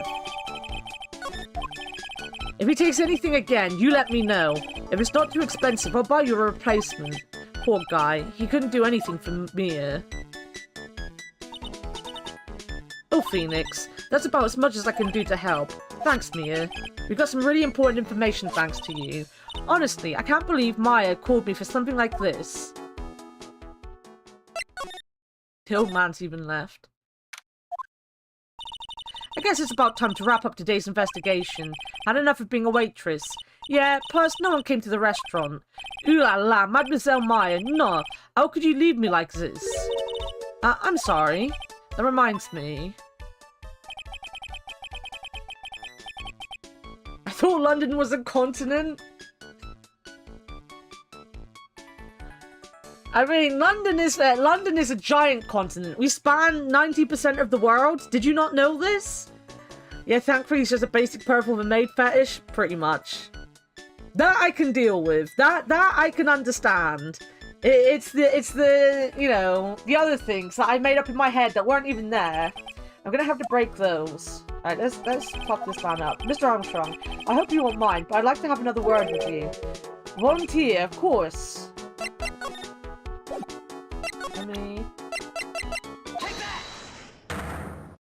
I still think this looks like French Scott. And the only person who will understand French Scott would probably be fictional. Maggie's motive. Well, what is happening? I do not like this horrible feeling. I have to know the truth. What happened that day? Allure, I will confess everything. Just don't hurt me. Huh? Well, that was a new world record. It was a lottery ticket. A lottery ticket? The man who died here had a lottery ticket. For $500,000. $500,000? Oui, but after the incident, the ticket. It disappeared. Ticket disappeared? This was the motives that the prosecution gave for Maggie. They said that is she poisoned the man to get the $500,000 lottery ticket. Why didn't you tell me about this sooner? Ma lord, you've been trying to hide this information about the lottery ticket from me, and I want to know the reason why. No, monsieur, you doubt me? But I have confessed to you everything I know. Mr. Armstrong, the $500,000 lottery ticket. I think I know who took it. I think the winning ticket was stolen by this person. Mr. Armstrong, I believe there's a very high probability that it was you.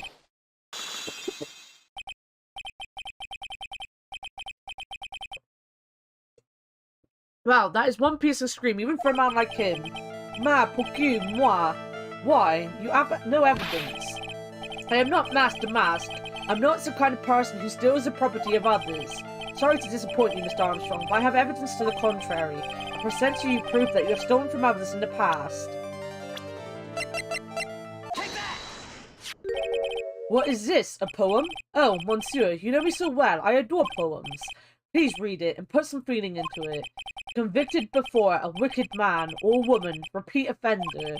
I'm sorry to have to bring it up, Mr. Armstrong, but you have been arrested for stealing from your customers before, haven't you? Mon Dieu, le mensonge, you are the liar. You deny it? Do not make the false accusation, s'il vous plaît. So, do you have any proof? I want to see the incontestable proof that I have ever stolen from one of my customers.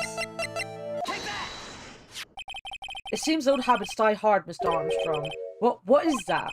This is my magatama. And I found it in your kitchen. No! Wow, that scream just about broke some windows. Oui. I have a witness for the trinkets and the figurines. My aunt just slips out. I cannot stop it. You've stolen handkerchiefs, gloves, and other things from your customers, right? Oui, it is the truth. I'm just a timid little girl inside, monsieur. A timid little girl. Besides, this time it was not a small trinket, oui? It was $500,000. No. Why would I steal it? I have no need for such money. Really now? Oh, monsieur, what is it? Isn't it true that you're in some pretty serious trouble, and that you're in desperate need of a large amount of cash? There we go. This restaurant is deep in the red, isn't it? Ah. You have a loan to the tune of $500,000. That lottery ticket would have wiped out your debts. Ugh. Well, Mr. Armstrong, what do you have to say for yourself now?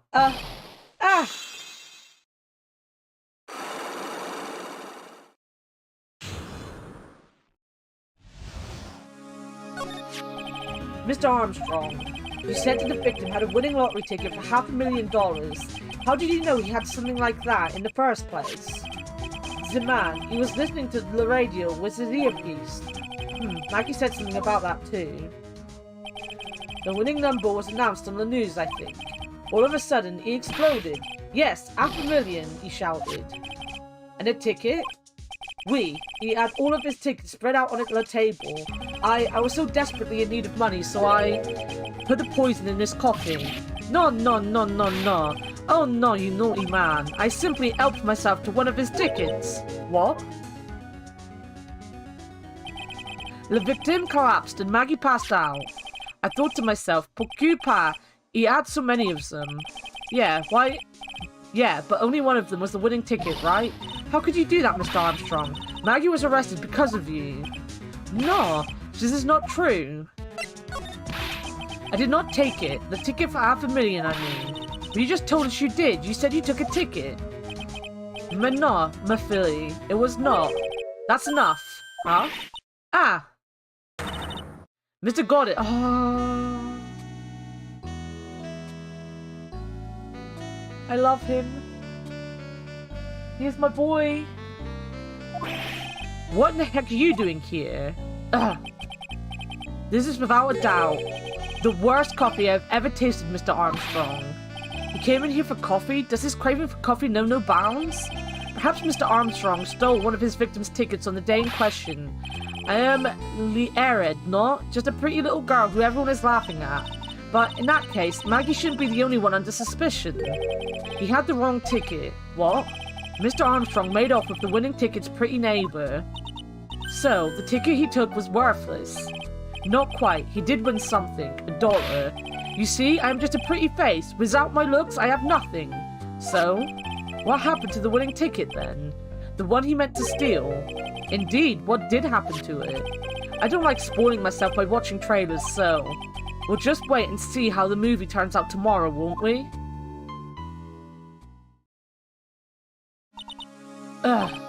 Voila, you two. Time to laugh at the pretty little airhead. Looks like I won't be needing this note anymore. Victor's note thrown into the trash. Looks like we've got a new mystery now, namely, where did the winning ticket go? I've got a bad feeling about this. Well, anyway. We can't let Maggie suffer any longer for this, and certainly not again. To be continued. Boom, boom, boom, boom!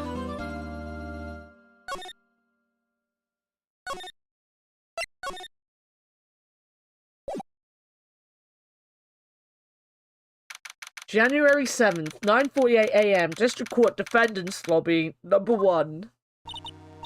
Oh, I see. I guess I should have expected this. Nobody saw the other guy, huh? But he was there when I took the coffee over, sir. Scout's honor. Maggie. Ha! The Detective Gumshoe. Are you doing alright? How are you feeling? As if you need to ask either question, sir. Don't let him get you down, Maggie. And don't forget to eat well, okay? Roger. And you? Yes? You better square this case away. Got it, pal? Maggie's innocent, you hear? If you screw up, then I'll be doing some squaring away myself. Squaring away some paperwork for your arrest. I think he's serious. Hey, detective, you're on our side for once, right? Yup. So you'll be able to help Maggie out, right? Really? Can you, sir? Of course. I've got the situation under control. I'm going to be the first witness on the stand today. If something I say doesn't mesh with the facts, make sure you point it out, alright? So, sure. Okay, we're forming a united front today, pal. You get me? I can't tell you how grateful I am, sir. I've always admired you so much, detective. I know I can count on you. Actually, you know what? Maggie doesn't have bigger tits than Maya. What? I'm now just really upset. Maggie looks the same age and has the same boobs as Maya, so why does he like one over the other? This is unfair.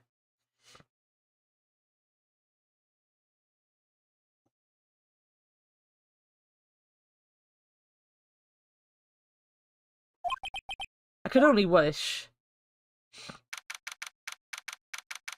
You know what it is?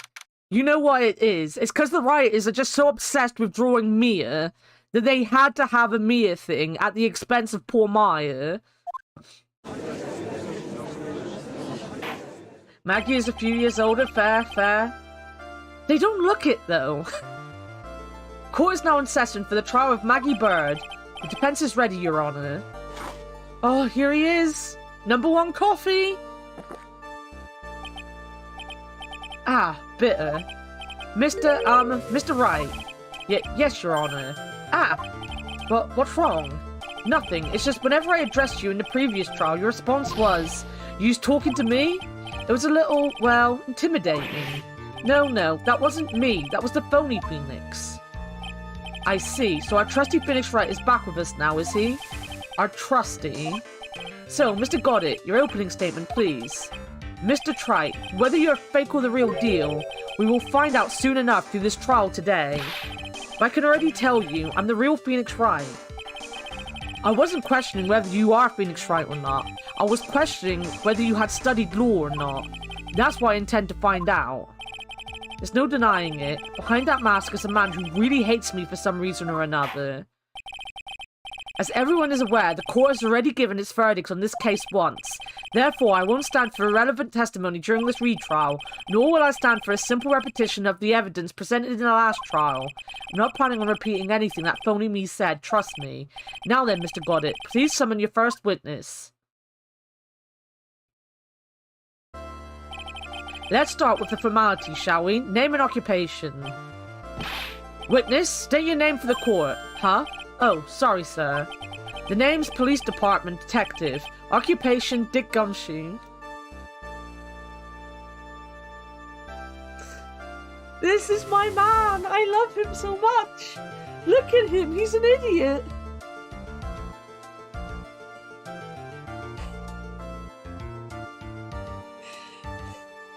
Why is he so perfect? He's wonderful. Good job, Dick. Claps for Dick. Other way around, detective. Huh? Oh, sorry. Anyway, I'm the officer in charge of this case since yesterday, sir. Since yesterday? Yeah, the guy who was on the initial investigation is tied up with another case now. I hope Gumshoe's really got everything under control for everyone's sake. I see, so Detective Gumshoe, would you outline for the court the basic facts of the case? Yes, sir. The victim's name was Glenn Elk. He was a professional programmer. He was on the payroll of the Blue Screens Incorporated, a local company. This is the victim's autopsy report. The court accepts this into evidence. Between 1:30 and 2:30. And here are the floor plans of the restaurant. When the incident took place, the victim was sitting right here. Poison coffee was brought over to him by the waitress. The waitress being the accused. Yeah. The victim died from poisoning almost immediately after he took a sip of the coffee. At the time of the incident, there were 2 other people in the restaurant.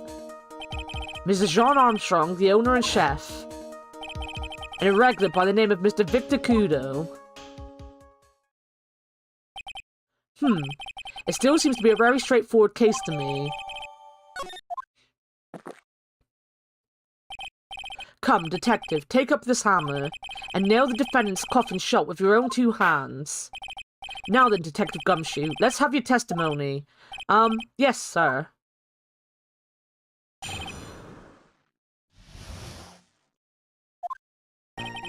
When the incident took place, the victim was alone at his table, sir.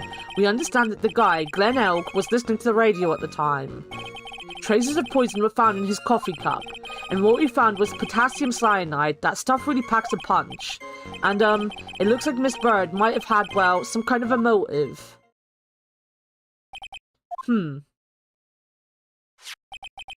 Using the dark, aromatic depths of coffee to conceal the poison. Classy lady. The facts of this case seem to be ironclad. Mr. Wright, I would ask you to begin your cross-examination, but... Yes? Please, no intimidation tricks this time round. Is that understood? I already told you that wasn't me.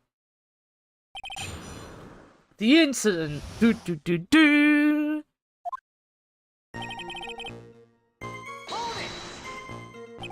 Can I stop you for just a minute?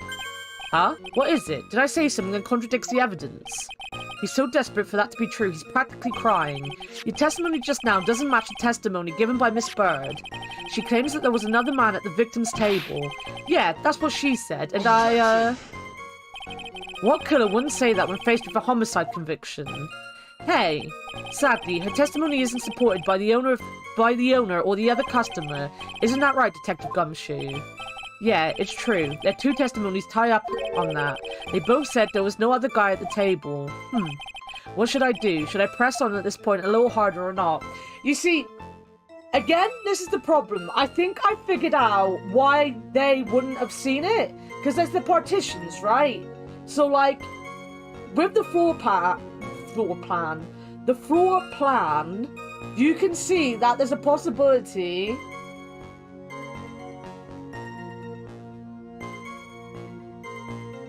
Wait a minute, that's...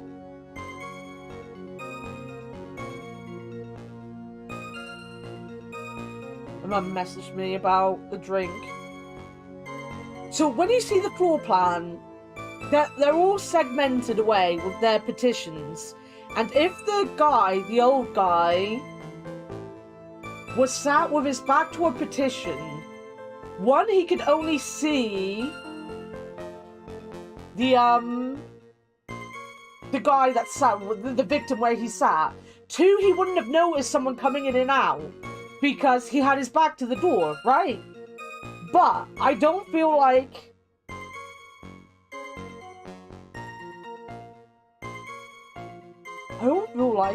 that's where I need to go right now.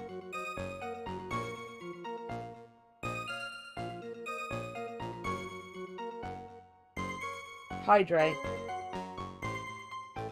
It's pretty dumb that the owner and a regular wouldn't think that partitions could block another person.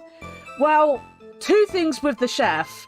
One, he didn't necessarily go there or out on the shop floor when the guy who killed him was there. Like, the guy could have left long before he arrived, because he came out because he heard someone collapse, which would have been Maggie. Maggie would have collapsed. He wouldn't have heard the other guy collapse. He said he heard someone collapse. He would have collapsed on a table, but Maggie would have fallen on the floor, probably. Either way, like he wasn't there, the chef.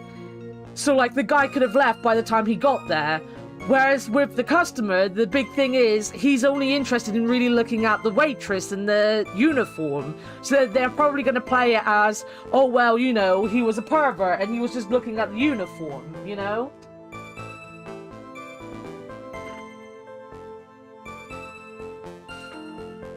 But nobody is smart in a Phoenix Wright case. I also need to go downstairs quickly and get a drink because I don't actually have any water.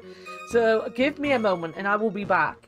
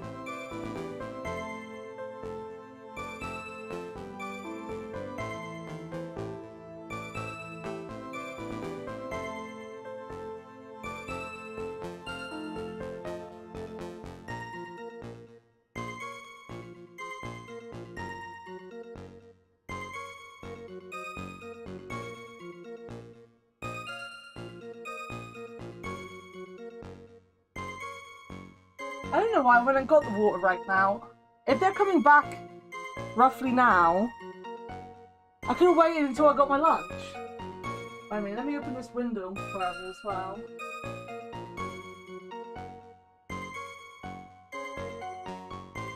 Guys, it's fucking too warm. It's so humid here today, I can barely breathe.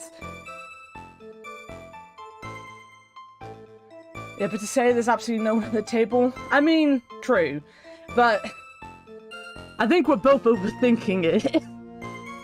To be fair, we're both overthinking this. Everyone is dumb in a Phoenix Wright game. And there's your hydrate, buddy.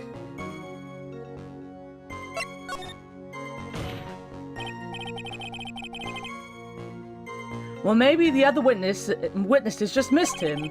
Perhaps their view of the victim's tape was obscured in some way. Nah, that argument is as weak as a copy of Trebian, trite. I have here in my possession a ticket. A ticket? Looks more like a photo to me. Oh god. I'm so unfit. I literally just ran up the stairs with my drink and I'm out of fucking breath. Because of course I am.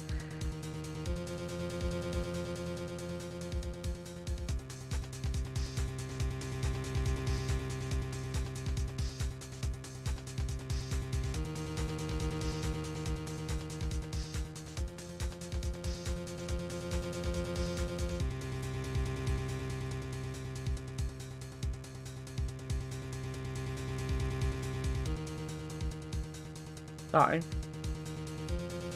Yes, a one-way ticket to Guiltyville. Population the defendant. This is a photograph taken from near the entrance to the kitchen. This is the scene as witnessed by the chef moments after the poisoning took place, correct? Oh my god. Oh, I understand. Hay fever, that's what's happening to me. Because I just opened my window, and as soon as I opened my window earlier today, I started getting a stuffy nose. My fucking hay fever's coming into play. It all makes sense now, guys.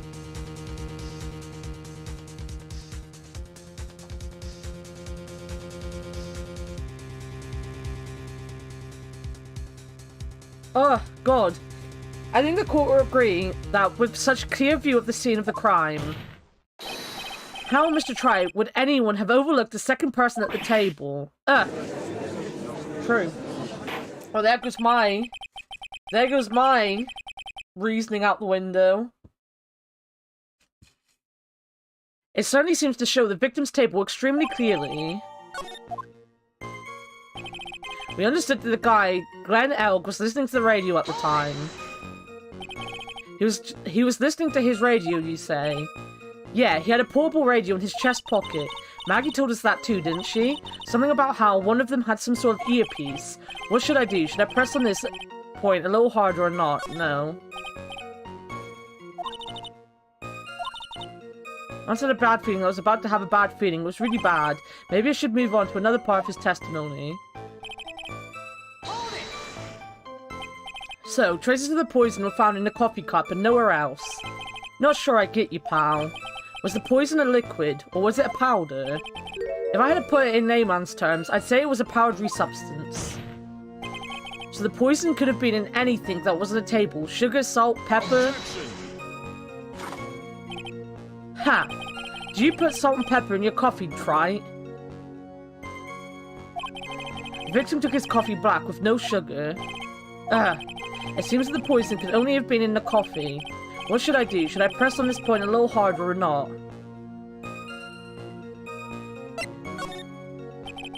Are you absolutely certain that the victim even drank any of his coffee? Huh? What do you mean? According to this file, the poison was found in the victim's coffee cup. What proof is there that the victim ever drank any of it?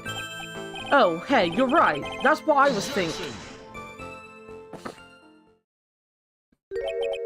In case you were wondering, that last objection was for the detective there. Huh? For me? Oh, hey, you're right. You may be fooling the court, but I'm not falling for it. If you have the time to waste, you have the time to present that piece of evidence. That piece, sir? Yes, that piece. Well, what piece was it again?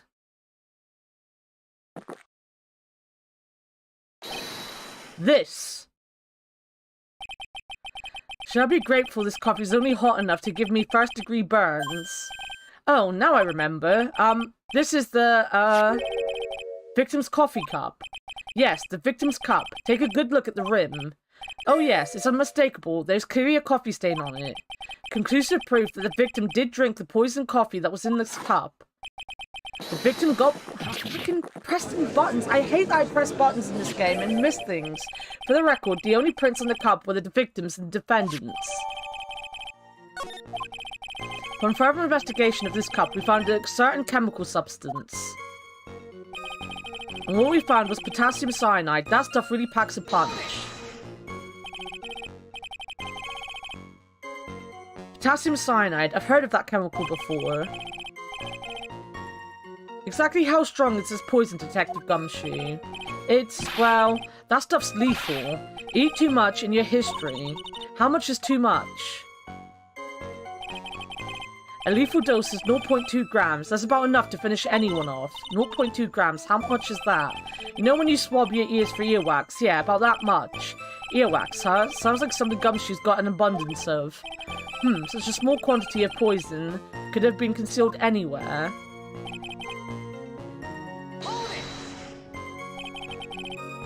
This poison is lethal? What? Exactly. Some kind of motive? Yeah, but if you ask me, it's been blown way out of proportion.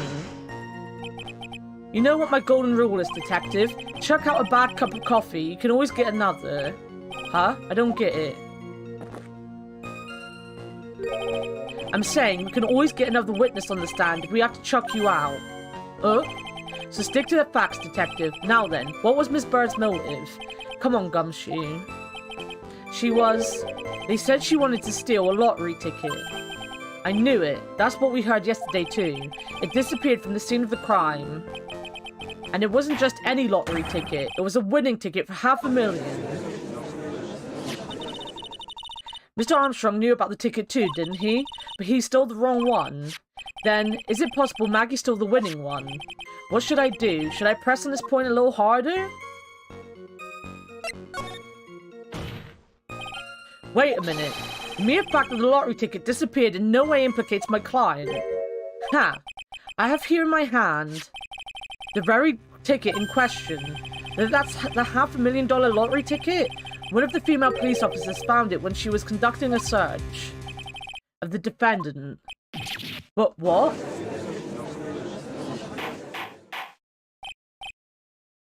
Order, order. Ha! She's quite a lucky bird, our little waitress. You will submit that ticket as evidence to the court immediately. I better keep an eye on the ticket. The way the judge's voice is quivering.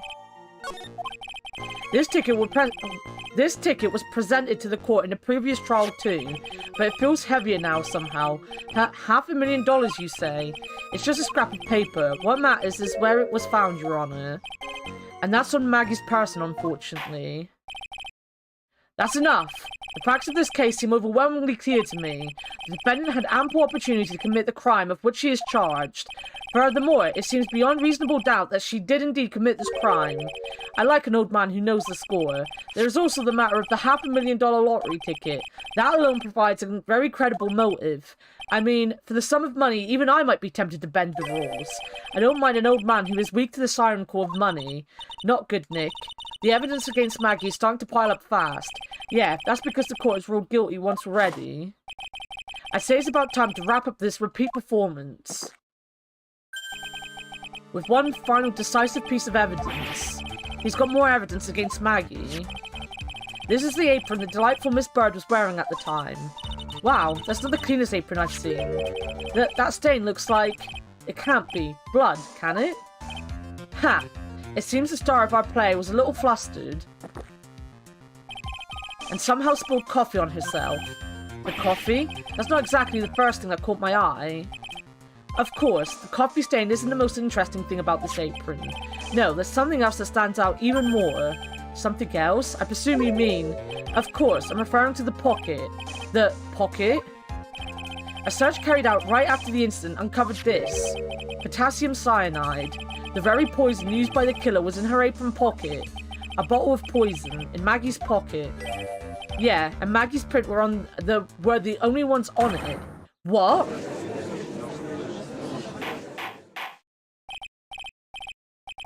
Order, order, order. The court will accept these items into evidence. There's something still bothering me. Mr. Goddard, why have you not explained the bloodstain to the court? Why does it matter the police officer was female? I have no idea. How is that possible? Again, I have no idea. Bloodstain? What bloodstain would that be? Don't play games, prosecutor. The blood-colored stain that's smeared all over the apron. That's ridiculous. No one told me about anything. No one told me anything about a blood stain. You don't need to be told. Just look at it. Well, detective? Could this stain really be blood? No way, sir. It's just ketchup. Ketchup? She must have gotten some on her apron while she was there, while taking someone their breakfast that day. You could have spoken up a little sooner, Detective Gumshoe. First, don't like that again, and I'll have you drink 17 cups of ketchup, witness. Ugh. I thought everyone knew what it was already. I haven't seen anything yet to make me doubt the last ruling I made on this case. The motive, the opportunity, and the supporting evidence, they have all been clearly established. Well, try it. It seems you really are a phony after all. You really know how to drive a man nuts. Witness, please continue with your testimony. Describe to the court the crime scene and the findings of your investigation there. The investigation? The crime was reported at 2:25 p.m. by a kind of scary old man, sir. Poor Maggie had passed out from the shock. It must have been real tough for her. The victim didn't have any identification on him, but we figured out who he was pretty quick, and then the investigation went smoothly. When Maggie was searched, we found the lottery ticket and a bottle of poison, and that was it. There was nothing else missing from the crime scene. Huh. You identified the victim and secured your prime suspect. Very good. Last chance to convince the court you're a real lawyer, Trite. Don't count on any more cross-examinations after this one, so let the fun begin.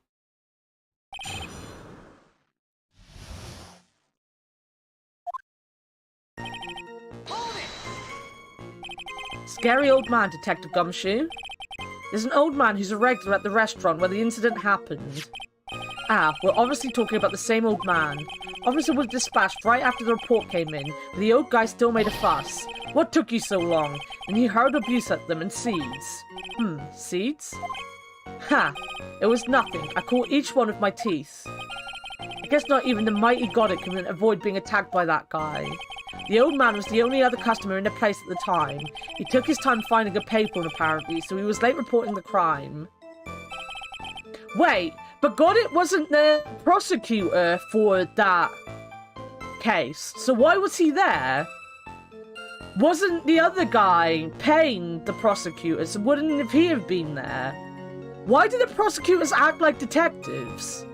Why do we act like detectives? But why are the prosecutors always there first? How long was the defendant unconscious for? The officers got to the crime scene around 2:40. Maggie was still out cold in the kitchen at that time. It took another 10 minutes or so before she came to.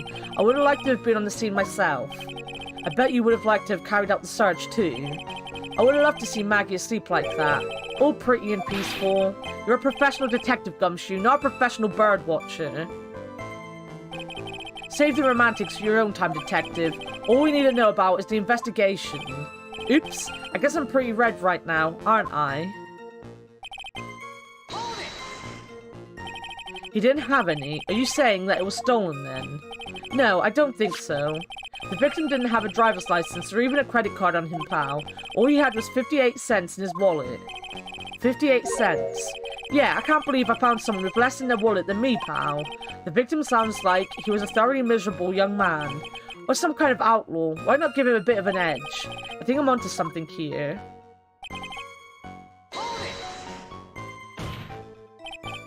Wait a sec. Huh? Did I say something dumb again? Let me paraphrase what you just testified to this court. The victim didn't have any form of ID on him. That's basically what you said, yes? Yeah, basically. In that case, how were you able to identify the victim so quickly? Oh, that. He's so let down. He's got the whole sagging shoulders and puppy eye thing going. There was a prescription bag on the victim's table along with the lottery ticket. It seems Mr. Glenelg visited his doctor before he went to Treadbien. We got the victim's name from the medical records of the doc who prescribed the meds. That's a reliable enough source for the court. What should I do? Should I leave this alone or ask to hear more? So what sort of medicine was in the bag? Well, actually, the bag we found was empty. Huh? Yeah, completely empty. It was completely empty. Ha! You're entering an empty paper bag as evidence. Desperate, are you, Trite? Now, what happened with the investigation after that, detective? Now go back. I wanna ask the other question.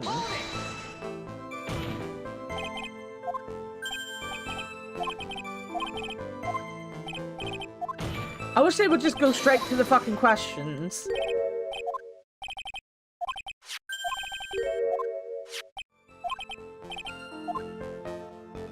Oh, I can't ask the other question. Alright, fine, whatever.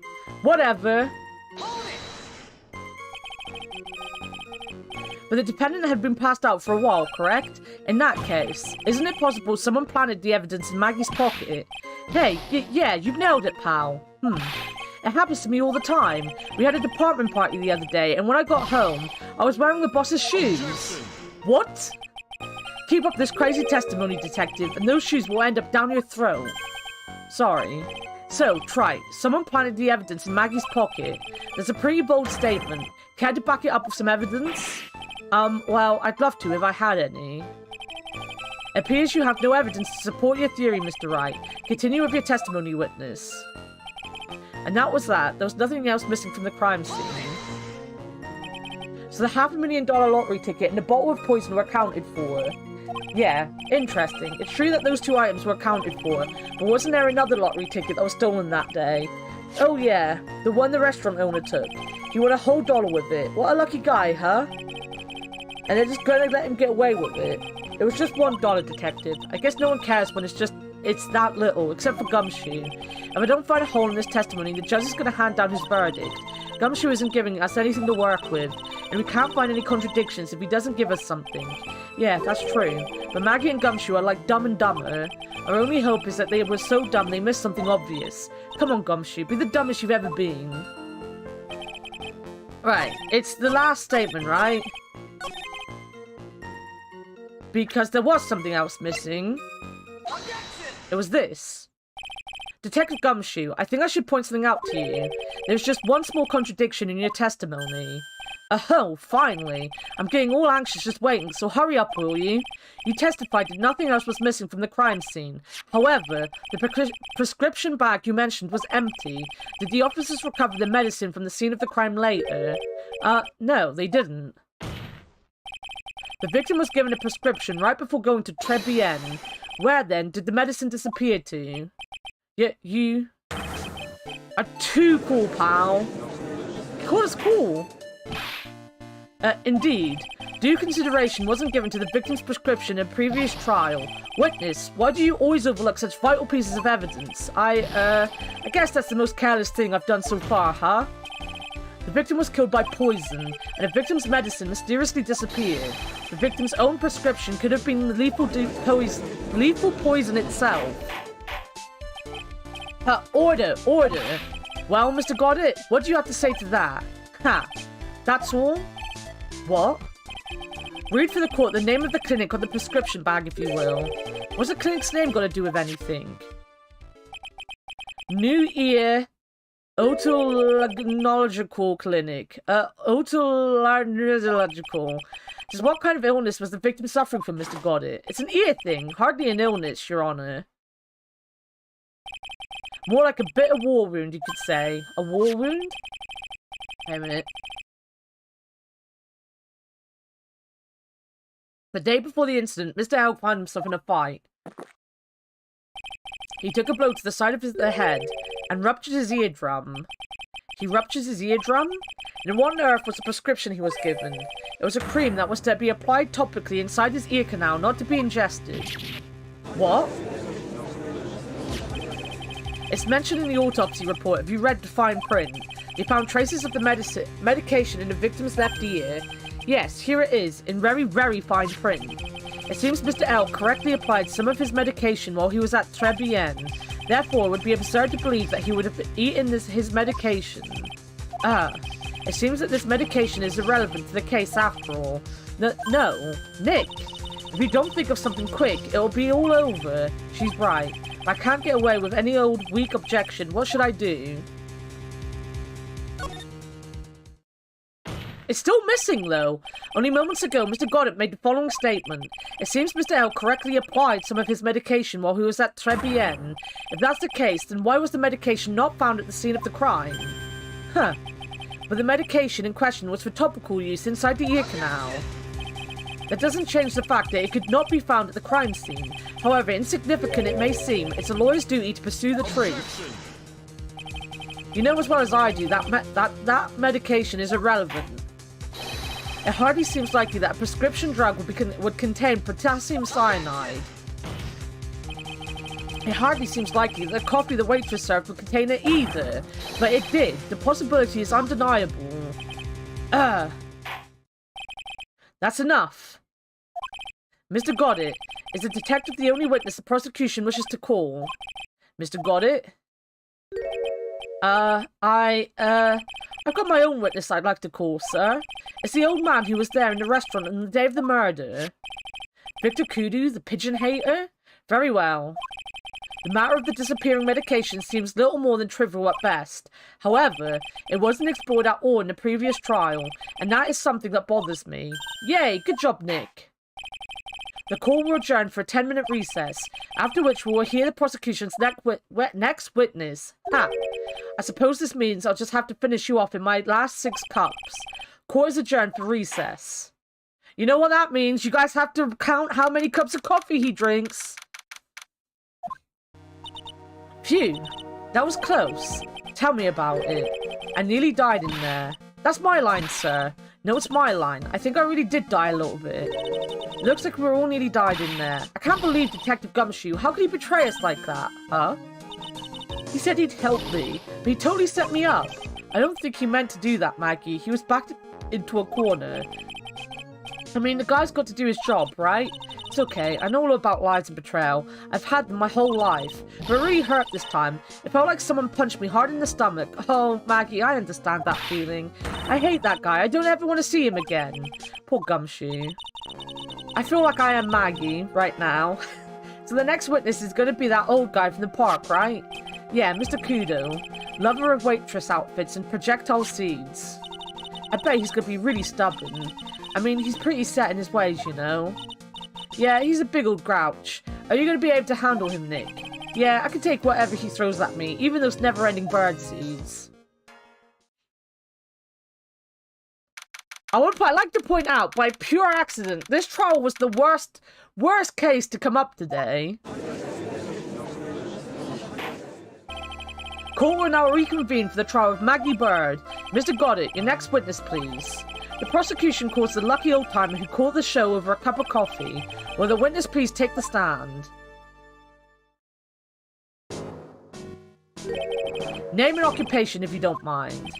Name is Victor Kudo, born and bred in the land of the rising sun. Honor and duty are what make me, mind you. I can be quite emotional at times too. You don't need to hear about that, Mr. Kudo. Just tell the court your occupation. My occupation? Cat, listen, young'un. How much call do you think there is for kimono embroidery here? Kimono embroidery? That's what I do, or did, back in Japan. I embroidered family crests on kimonos. My ancestors were embroidering kimonos before this country even existed. Wow, a real craftsman. They're a dying breed. Hey, maybe he could embroider my costume sometime. Anyway, like I said, there's not much demand for that kind of thing here. So I had to take a job working the cash register at a burger joint, pretending to smile. That burger joint would have been better off putting him in the kitchen. Now then, witness, were you in the restaurant at the time of the incident? Oh, yes. I was eating some seeds over a cup of cappuccino. Seeds? What do you think these are, I see. So you saw everything that happened, Gramps. Did I? Oh, yes. Oh, yes, I did. I saw it all. Then please, tell the court. We're all ears. Sure, sure. I'll tell you every last detail. He's really getting into this. Dogma! The young man was reading the sports paper. The servant girl brought him a cappuccino, but she put something in it. The man took one sip of it, looked like he was in terrible pain, and then collapsed. That's the servant girl, right there in the defendant's chair. I remember her well. Your sister is on her way back from Florida? Nice! Mr. Kudo, she's not a servant girl. Please refer to her as a waitress. Ka, you're as bad as the rest of them. All these newfangled words. What's wrong with old-fashioned ones, The newfangled? All this talk of radios and glasses. It's wireless and spectacles, I tell you. Excuse me? Listen to me, everyone. Don't forget the old values. Don't let the good old days slip away. Well, I think it's time to begin the cross-examination, Mr. Wright. Yes, Your Honor. She gave you a call? Nice.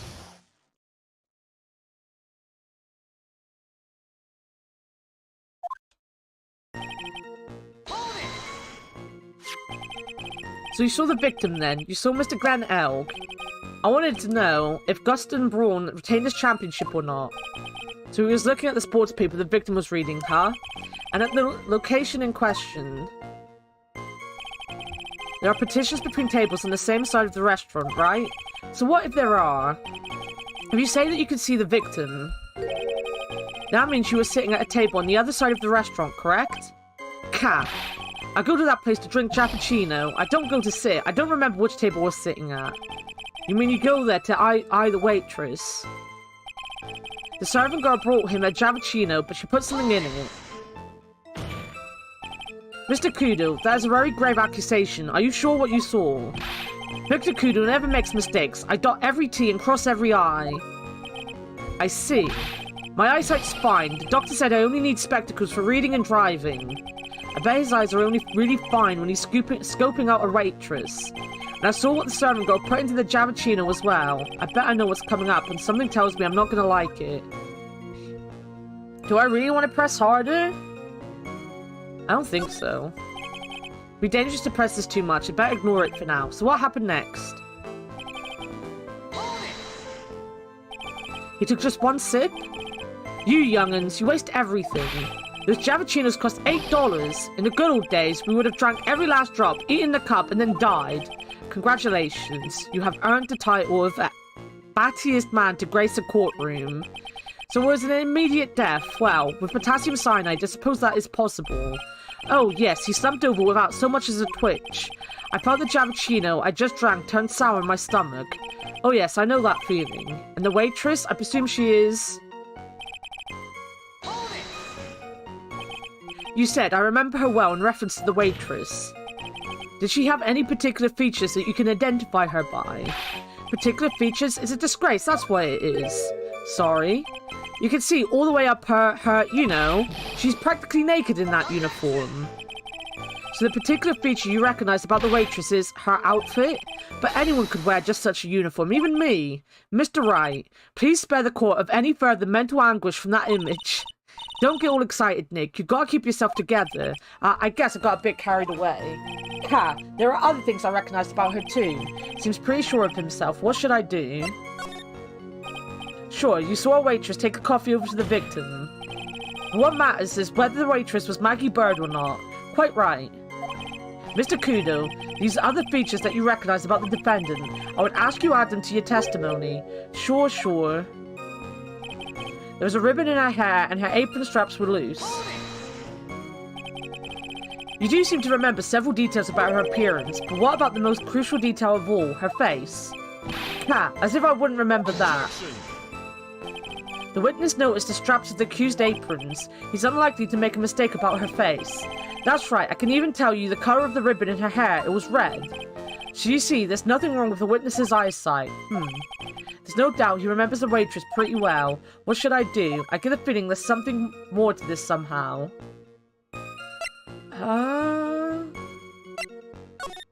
Maybe the back?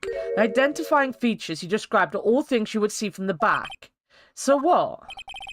Is it possible that you never saw the waitress from the front at all? Ha! He's got you there, Gramps. People normally talk about facial features when they're asked to describe someone. But this witness's testimony is nothing but straps and ribbons. This is harassment. I tell you, I'm not obsessed with straps or ribbons. I'm just telling you what I saw. Mr. Kudo, the court requests that you add details about any identifying features. Features you observed from the front, that is, to your testimony. Sure. So man's testimony is getting longer and longer, and if I can't find a hole in it soon, it'll get even longer, I bet. Why are we not thinking about the weirdo in the restaurant from earlier? Oh, you mean the, black-haired girl? No, there was another girl in the restaurant that nobody at all has, like... She kind of disappeared. She said nothing and then disappeared, and no one's mentioned her or anything since. There wasn't anything that caught my interest about her when I saw her from the front. You didn't find anything to be distinct, but you did clearly see the witness's face, yes? No question about it. I didn't come this far to back down now. Victor Kudo never backs down. It's not the answer I was looking for, but okay. This has turned into a matter of pride for the old CD now, I guess. I wonder if he really did see Maggie's face or not. Like I thought we needed some concrete proof of this. Proof that the guy didn't see the witness clearly from the front. Do you think old CD really saw Maggie do it? Oh, wait a minute!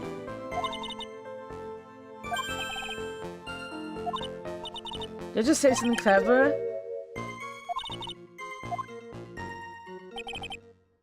Oh, I just thought of something!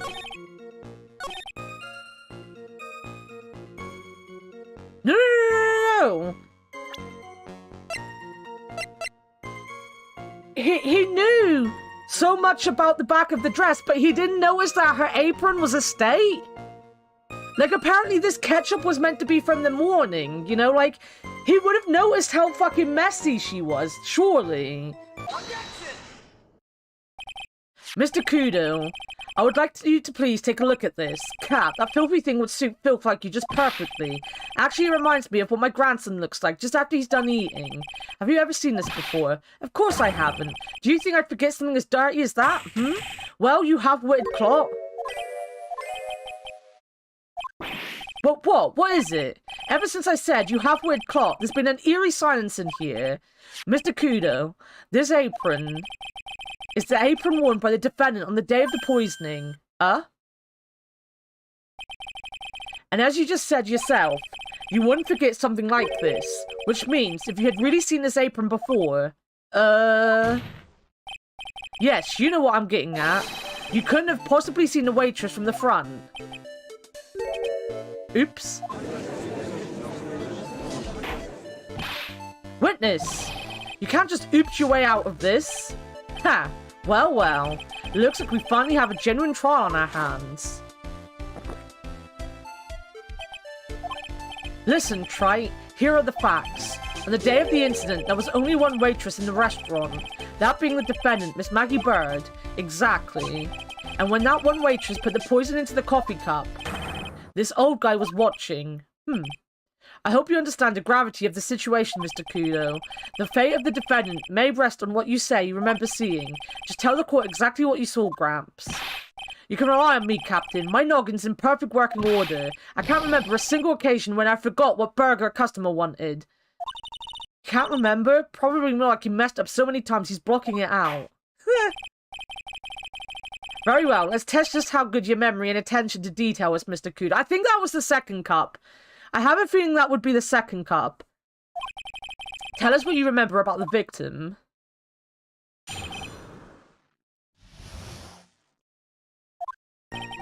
He was another of those pesky young types wearing a broken pair of spectacles. He had a newspaper in his right hand and the noisy brat kept rustling its pages. The young man was listening to the wireless, I remember that well. Then the servant girl in question brought over the Javicino. The little fidget picked up the cup with his free hand and took a sip. The testimony we have just heard was to test how credible the witness's memory is. It seems to me that he remembers the victim in a great deal of detail. Oh yes, I hate those you-know-what types who are so vague about everything. How are we going to handle this, Nick? We only need to do one thing. We just need to prove that the old man's memory is shot. Just trip him up, you mean? Isn't that kind of cruel? I suppose, but it's what I do best.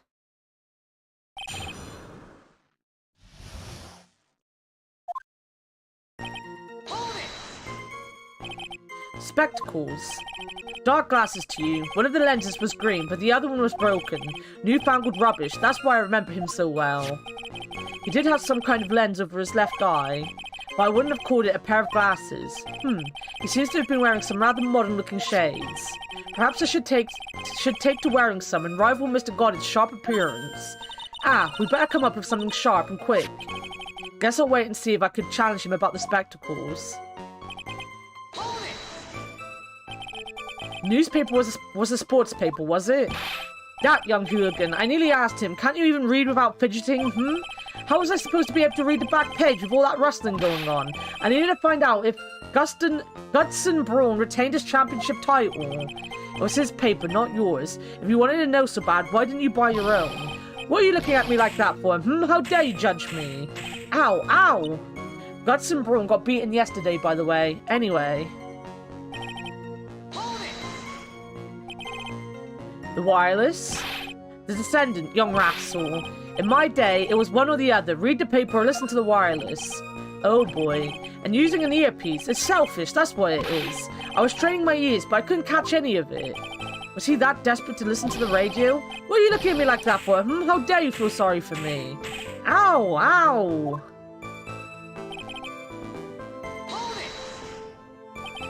You mean the waitress you only saw from behind, right? You're one of those.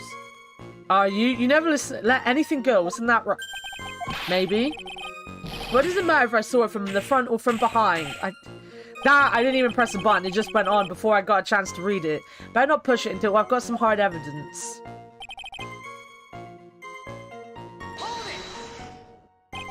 His free hand. Yes. Which hand was that?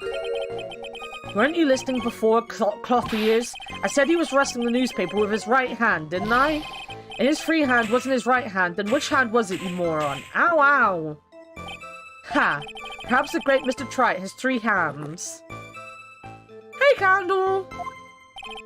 Yeesh, I was only asking. No need to gang up on me and treat me like a freak. The whole point of this cross-examination is to establish just one thing.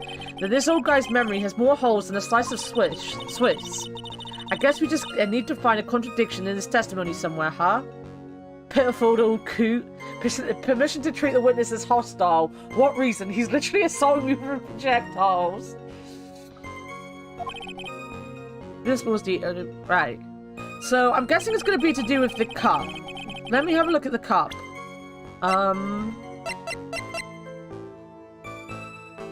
Aha! Yes! See, this is the one thing I hate about not having my cam on. You didn't see what I just did to figure it out. You didn't see me literally sit there and hold up my right hand to prove that he would have picked it up with his right hand. Like, literally, I was there, I looked at it, and I was like, oh, that's meant to be the way he held it. Pick it up with my right hand. He would have picked it up with his right hand. Mr. Kudo, do you remember what you were told at the start of this testimony?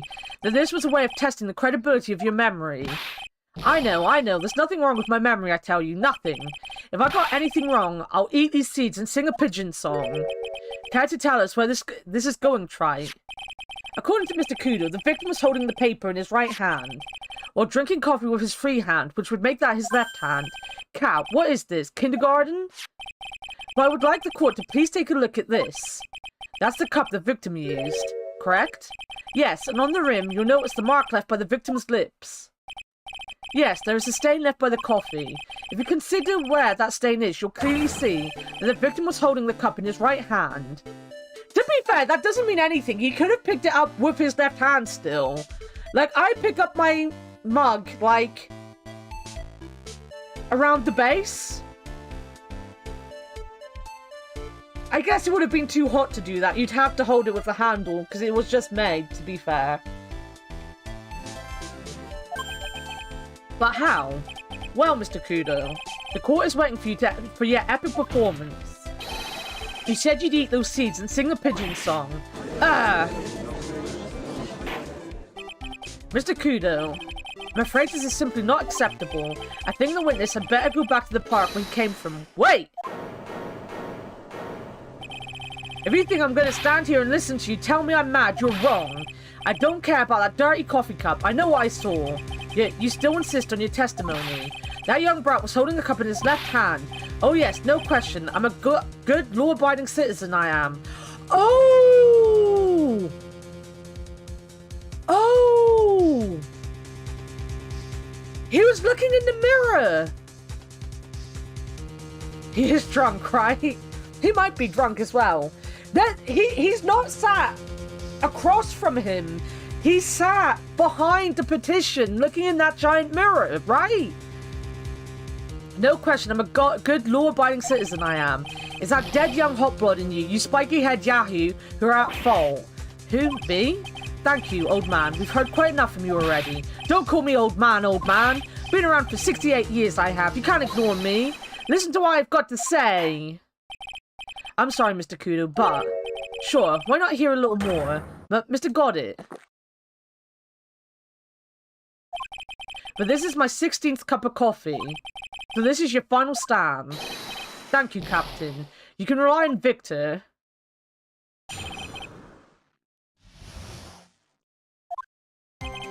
The boy was wearing the earpiece on the same side as the green lens of his specs. He kept fiddling with it all the time. He was fiddling with it just before he picked up the cup too. And then he used the same hand to pick up the cup, his left hand.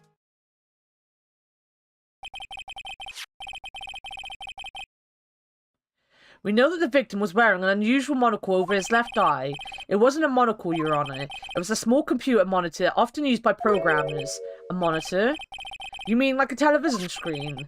The inside of the lens is a screen that displays computer data. It's called a HMD. It's a common tool in the victim's line of work. HDTV, DVD, CD, all these newfangled letters drive me mad, but they don't matter. I know what I saw, and I'm telling the truth. It's true, he doesn't seem to be lying. And those are the facts in good old black and white. 16 cup baby numbers, exactly.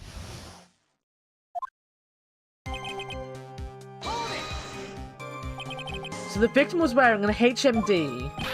HDTV, CD, DVD, what does it matter? It was none of them actually, but anyway. And you're sure that was he was wearing the earpiece on the same side? No question, I could only see the side of his head from where I was sitting. Yeah, that's pretty obvious if you look at the floor plans. From the opposite table, he'd only have a view of the side of the victim's head. He kept fiddling with it all the time. Oh, wait, no. It seems you kept an eye on Mr. Glenn Elg. He was getting on my nerves, rustling the newspaper and fiddling with his earpiece all the time, and then he went and made all that fuss dying from one sip of Javicino. I wanted to say to him, calm down, you young brat. Just looking at him made me suddenly speed up my seed eating. I could have choked. So I take it the victim was a walking ball of nervous energy.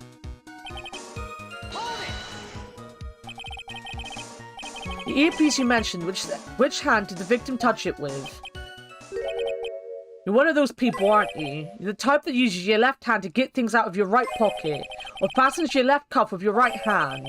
And when the tour guide says, on your right side, you'll see the famous blah blah, you're the only one who deliberately looks left, well, aren't you? No, I didn't mean... Obviously, he used a hand on the same side of his body that the earpiece was on. Ow! Ow, ow, ow! So if he had the HMD on his left side, then it was left hand, I guess.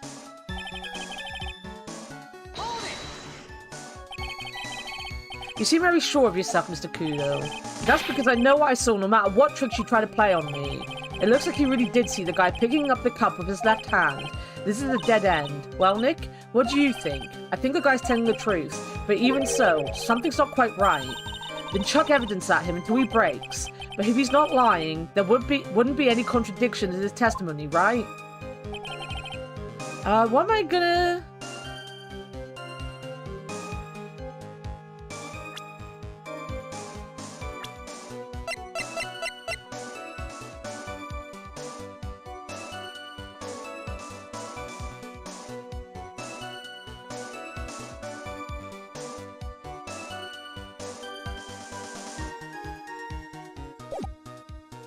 Oh, no.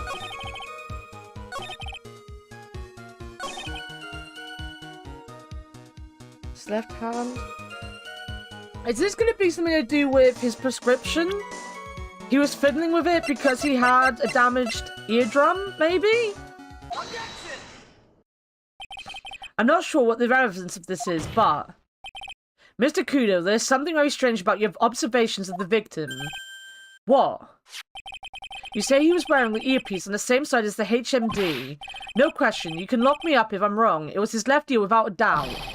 I could only see the side of his head from where I was sitting. I don't think so. Well, what did you say?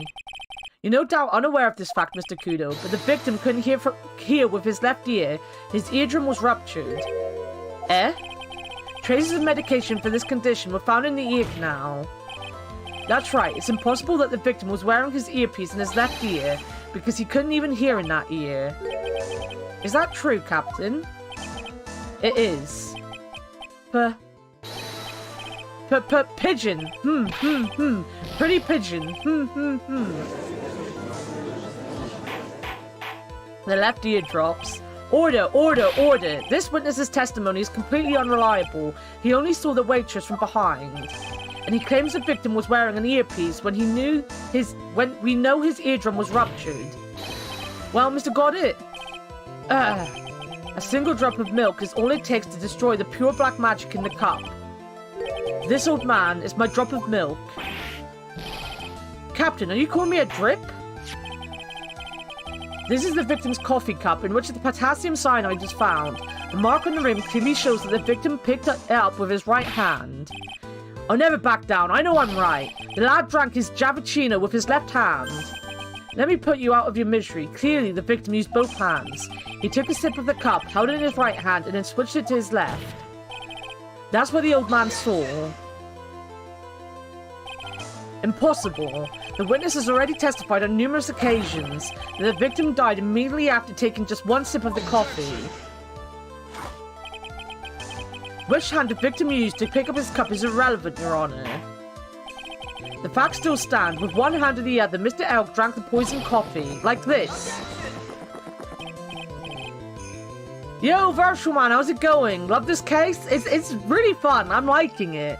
Sadly, Mr. Goddard, that doesn't wash. The point of this testimony was to establish whether the witness memory is credible.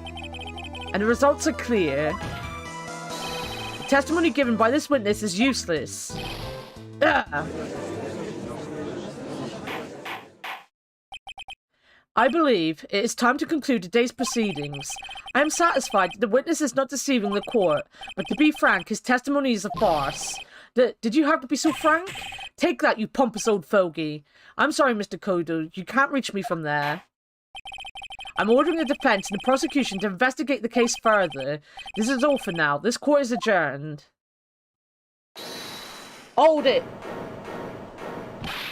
Wait! If we stop now, where does that leave me? Leave you, Mr. Kudo?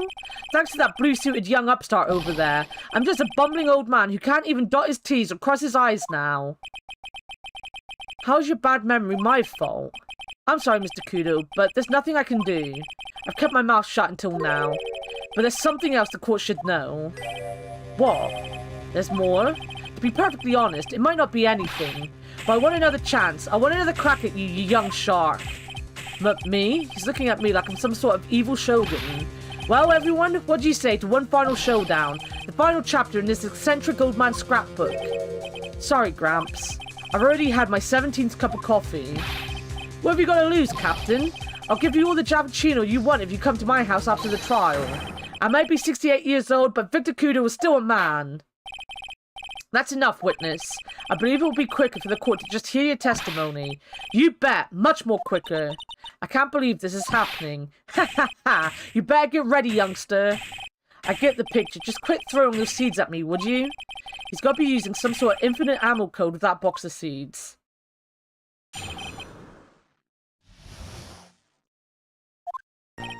First of all, I want to stress that this might be nothing. I'm not too sure of myself.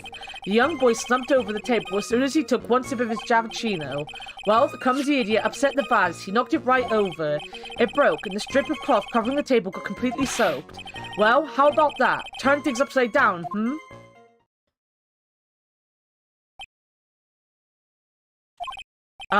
Is that all? Yes, that's all. I remember it perfectly. You're doubting me again? You're doubting a poor defenseless old man? No, we're not doubting you, Mr. Kudo. Don't you get the feeling there's a question hanging on everyone's lips, Nick? Yeah. So what? Probably. That's all I can think of, and I have to cross-examine this guy. You're a bird brain, that's why that's all you can think of. Never mind, isn't it? Which case is it you're thinking of? Without giving too many spoilers, because I've never played it before. Is it one before or after this? Very well, Mr. Wright. Your final cross-examination, please. I like this old man. I just hate his nose. The court generally prefers witnesses as sure of themselves, Mr. Kudo. Noisy brat. I'm warning you, I'm more savage than a macho man right now. You won't beat me with this testimony. This is the final battle, macho man. Oh, you're talking about the last one. Oh, never mind. This isn't the last case. All right. I read your comment wrong. I read it wrong. He's chucking these seeds harder than ever. I better be careful. Also, thank you for the follow. Come on, Nick. Nail him. I will nail him. The court has already heard that testimony, Mr. Kudo. I know that. I was just setting the mood. How else am I supposed to build up the suspense, The suspense? Yes, now what do you think? Should I work the audience a bit more? No. Please continue, Mr. Kudo, as quickly as possible. Alright, now where was I? Ah yes, the young boy slumped over the table and... knocked it right over. A vase, you say? Yes, there are vases on all the tables in that place. There are accidents waiting to happen. They're practically begging to be knocked over. Well, he's right about there being vases. I do remember seeing them too. There was a vase on the table when I ate lunch there. And you saw the moment when the victim actually knocked over the vase.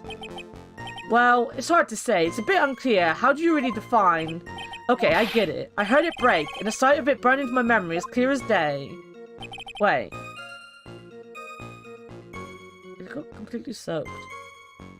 Where's the picture?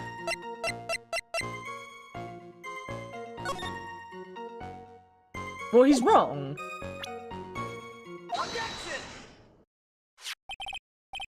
Mr. Kudo, this is a photograph of the crime scene. So what? Look carefully at the table. The vase is there, intact. Huh? Lost your tongue, Grandad? I'm no grandad of yours, hopscotch.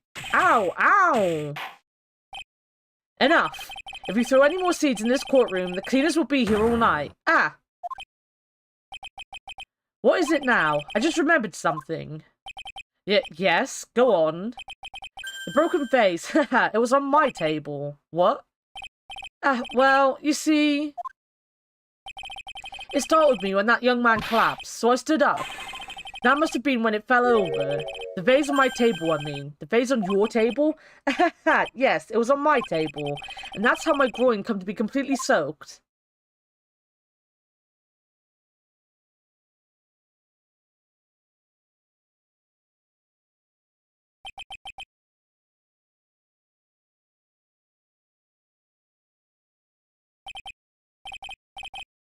Thank you, Mr. Kudo. You certainly earned your kudos for today.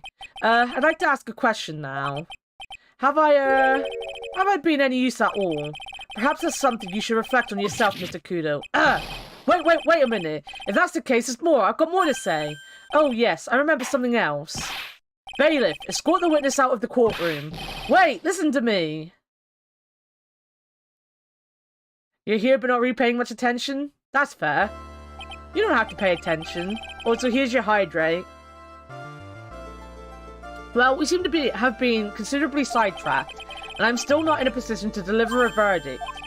The defendant has not been positively identified as a waitress in question. Additionally, there are two disparities in the testimony we have heard thus far. The mark on the coffee cup that the victim supposedly drank with his left hand, and the earpiece, which was inserted into his left ear, out of which he couldn't hear. Wow, Nick, you did it. I therefore require both the defense and the prosecution to further investigate the facts. Yes, Your Honor. Here is one more thing before I call today's session to an end. Well, one more thing, Your Honor? The witness we just heard from. He is most insistent that this testimony should be of use, so he summarized it accordingly into the statement. Okay.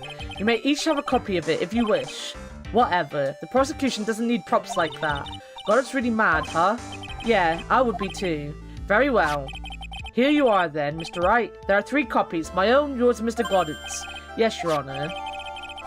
When the incident occurred, I broke the vase at my seat. I'm sorry. Victor's testimony added to the court. I'm sorry. This isn't a piece of testimony. More like a 5-year-old's apology. What the heck are we supposed to do with 3 copies?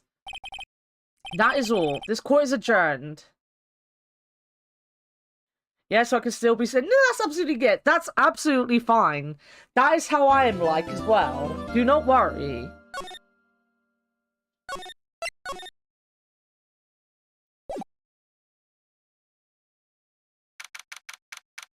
January 7th, 12:52 PM, Wright and Co. Law Offices. So, how do you think the trial went this morning? How do you think it went? It got a bit crazy in there. I just wondered if that killed our chances. Yeah, I guess it did get out of hand. Mr. Kudo's testimony did nothing to help us. Plus, now we don't even know the identity of the waitress who laced the coffee. All we know is what old Mr. Kudo saw, the apron straps and the ribbon, and that the victim was wearing an earpiece when his eardrum was ruptured. Talk about terrifying case of contradiction. I don't even... She didn't say contradictions. I'm pretty sure she didn't. But I pressed the button thinking it was contradictions, then realized it wasn't. Time to play doctor and find ourselves a cure then, huh? Yeah. We've got to find one for Maggie, or she's gonna have a terminal case of guilty. Alright. Let's have a look around. Looks like Gumshoe's not here. Never mind that.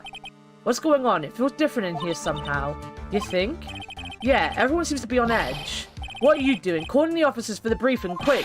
Can you shut down the station server? Chief, quit playing on the internet. But my email pen pal, 133... Save it for later. I'm turning off now. No! Everyone's keeping busy in here, huh? Keeping busy? More like panicking if you ask me. Something's going on. Something big. This must be the chief of the detectives here. He looks lost now that his power to his computer has been cut. Oh, well, I guess I'll just have to write her a real letter instead of an email. Alternatively, you could write up some reports. Just a suggestion. How are you? I'm okay. How was the show last night? Wow, what an awesome job. Maybe I should send in my resume and become a chief. That must be one of the detectives. He's mumbling something to himself. Even pickpockets can have their pockets picked. That's a keeper. Better go with something that doesn't sound too much like a slogan. He must be coming up with slogans for a crime prevention campaign, but I'm not sure even he knows what kind of crime he's trying to prevent. Alright. Alright. I guess Maggie's still in questioning, but we've got questions to ask her too. Maggie! Maggie! Keep it down, Maya. This isn't a playground, you know.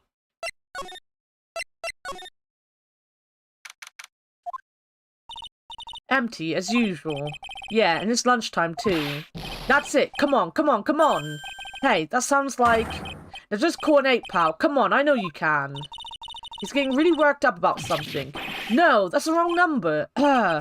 Looks like an 8 would have only netted me $5 anyway. What a rip-off.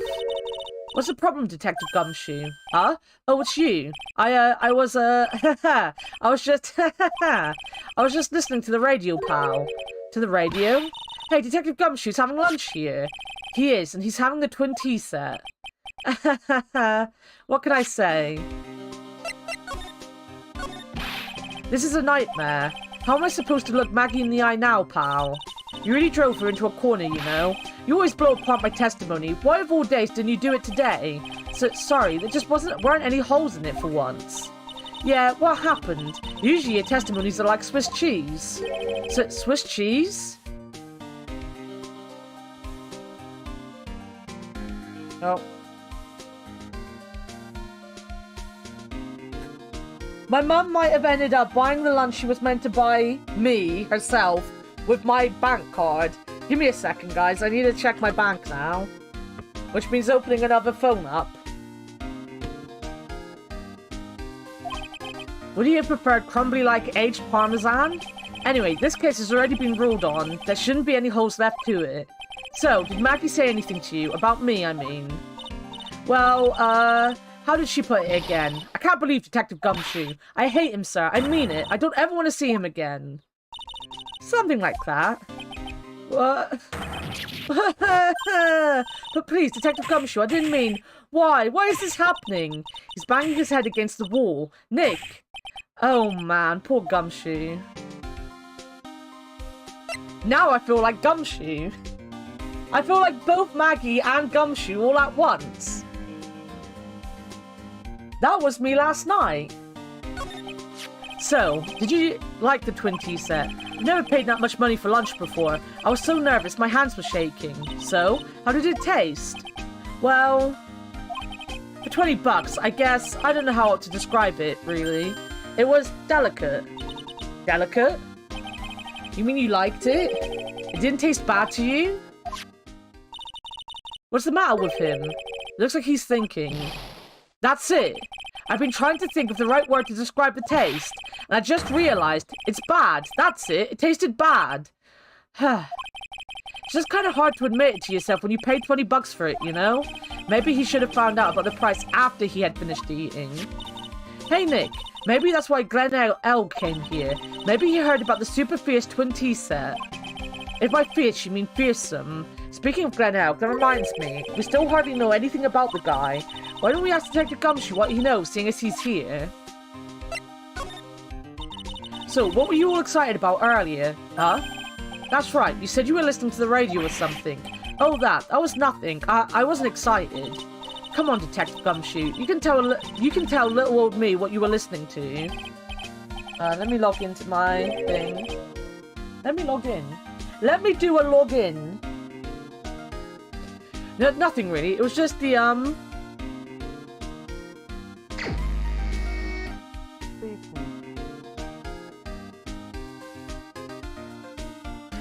Yo, Fig, thank you so much for the 50 quid for the, You don't need to give me any more money. What are you doing? You paid money for ass pics. But that also means I need to get something up. Scooby, stop. Right, I still need to get my fucking bank details up. Give me a second. I'm doing like 20 things now. We got a whole month of fundraising. I know we have a whole month. You still haven't seen any ass pic. Do you want me to put that ass pic up? Because I can.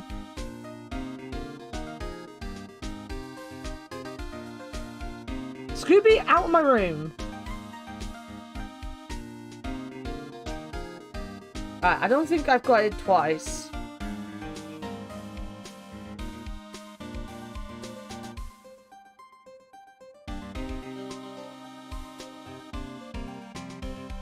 Alright, that's fine. She did not use my card.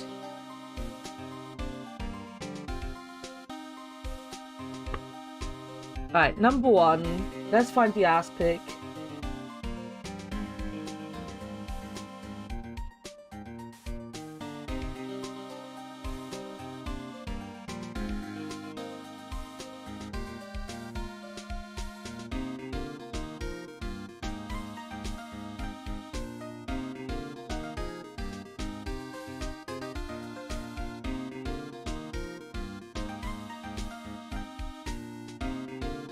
Boom, ass pics. There's the ass.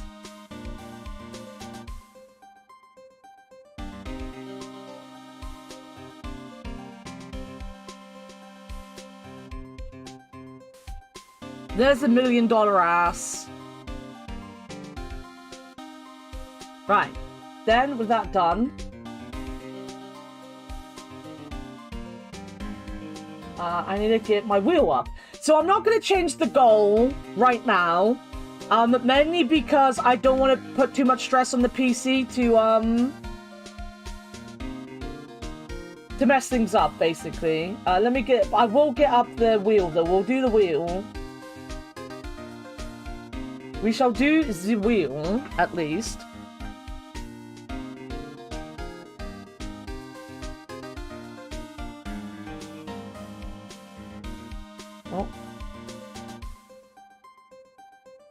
So, for anyone that doesn't know, this month I am fundraising for a new PC. I know I'm never going to get as much money as I need to buy an actual PC. I do have some money saved up. This is just going to help me not, like, fuck up my life buying a PC. For every £100 we spin this wheel and we get a new incentive for me to do. We have currently got, so far... What have we got? Let me go and read it. I shall read what we are doing. So all of the stuff is going to be done after the month because I'm doing a lot more streams and I'm focusing very much on the on streaming and stuff this month. So after the 20th of May when it ends, this is when all these things are going to start. So we've already unlocked a One Piece movie marathon. I'm going to be shot by a Nerf gun at some point. I'm going to complete Mario RPG on stream, which is the only game I've ever rage quit in my life. And I'm going to do an IRL cooking stream. Right? So let's add to this. And let's click.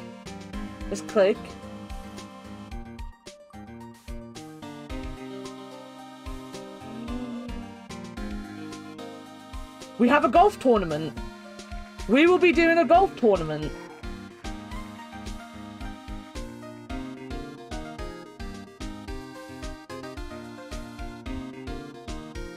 let me move my...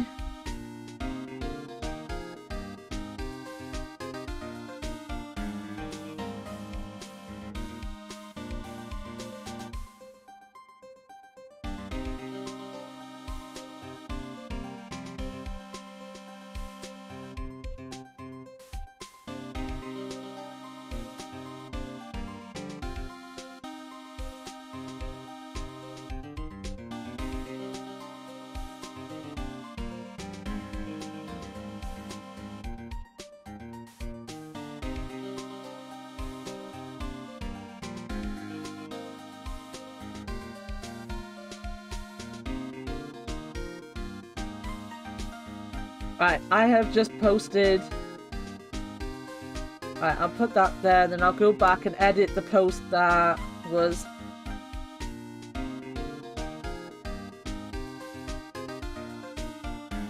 I think that's been added to that. But yeah, so every single penny that is spent, or that is donated, every... The thing is, I have been adding the gift subs and stuff. The problem with the gift subs is I don't get the full amount of the gift subs. So I was adding the full amount, but I'm not actually gonna get the money, all that money back anyway. So I was kind of lying to you about how much we've actually raised. We haven't really raised this much money, guys. We haven't raised that much money. We have raised close to £400, but I only get half of the gift subs. So I have to add the subs after stream because I have to work it out. But yeah, everything I do get, though, every single penny I get for the next month will all go towards this PC fund. Because streaming is now my full-time job, and my PC is extremely underpowered for streaming. Because I usually blame my internet very often. Don't be sorry, Dogma, don't be sorry. Like, I appreciate anything that is given, and you giving the gift subs does bring people in. Like, people will get random gift subs and might come and see the stream, you know? It brings eyes onto the fundraiser and onto the stream itself. That's not lucky at all. Thank you for the gift sub. They are very helpful. They are very helpful. I'm just saying, like, I need to be careful because I don't want to get to the point where, you know, we've raised like £1,000 or something, and then when I actually turn around and I'm like, well, I used the £900, people were like, but you raised £1,000. So I didn't want people to, like, when I figured it out myself, when I had the big brain moment that that's what was happening, I wanted to make sure that people knew. That's not lucky at all. Thank you so much, Warted. Thank you. Oh my god, you are one away from 69, my dude. You're one away. But yeah, so, like, that's the... So, as I said, I'm a full-time streamer right now. I'm going to become a VTuber in the near future. Sadly, my concept art didn't get started. Like, my big thing was to have my, VTuber model done for my birthday, which is when the...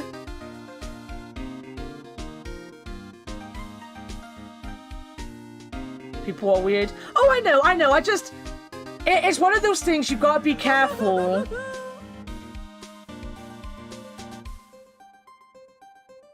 Thank you so much, Warted. Thank you. Thank you. You're so close to a hype train. You're not gonna get it, but you're so close.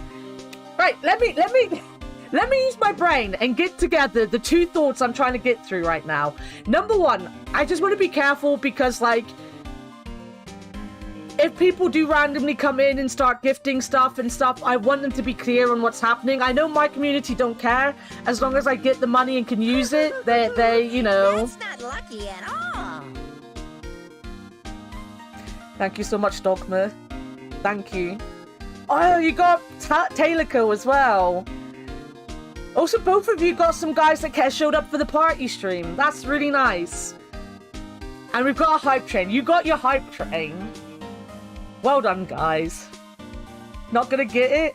I mean, it's level 3 as well. Jesus fucking Christ. You guys are crazy. But yeah, I just wanted to be clear with the subs that, you know, I will add them on, but the amount that I've raised and the amount I'm gonna get at the end is gonna be just a little different. Because I will tell you how much. Oh my god.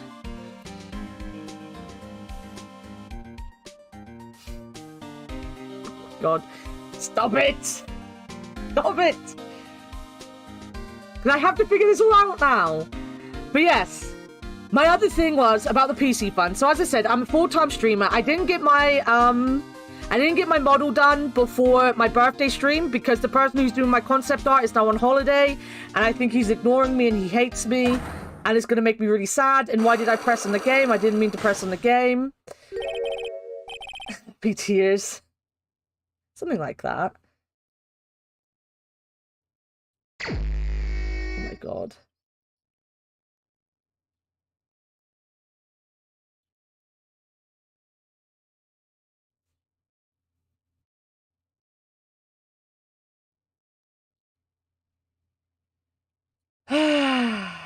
Thank you so much.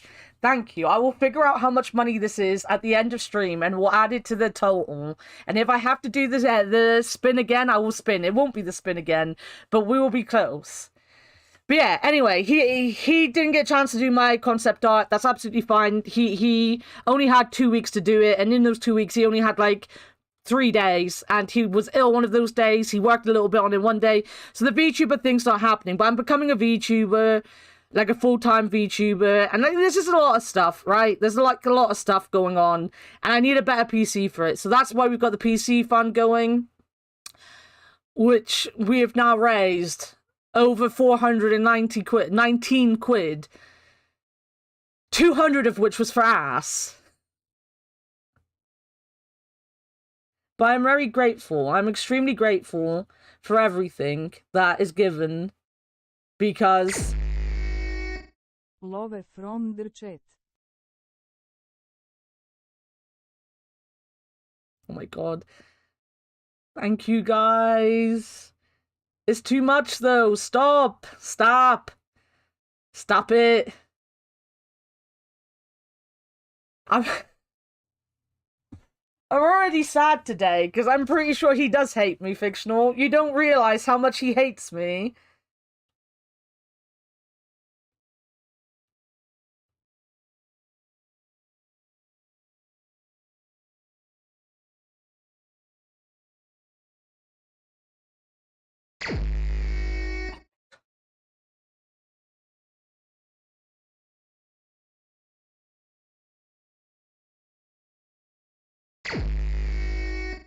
Was that kept going ahead?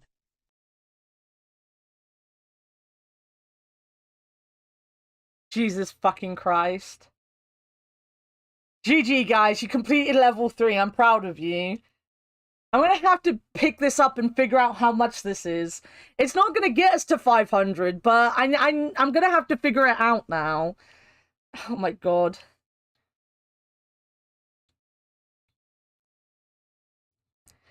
It's too much, guys. Stop. Stop. Stop.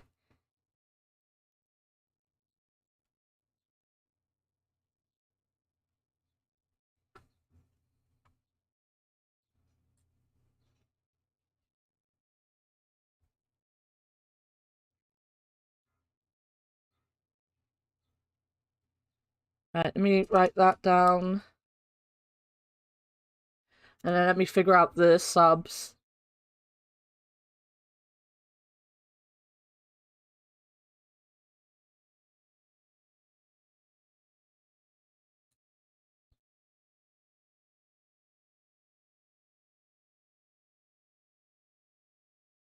Right.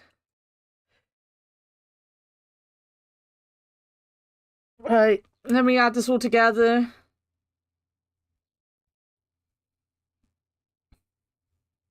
I don't wanna.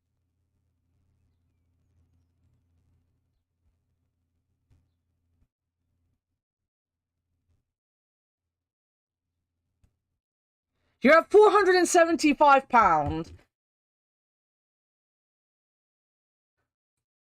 I figured it out. I worked it out.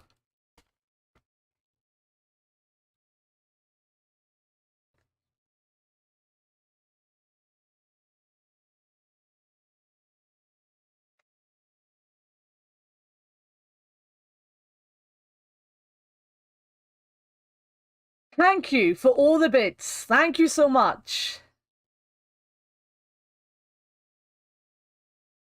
Thank you for going crazy. Are you all done, though? Have you all done? Are you all done for the day? Are you all gonna stop? Are you gonna give me a chance?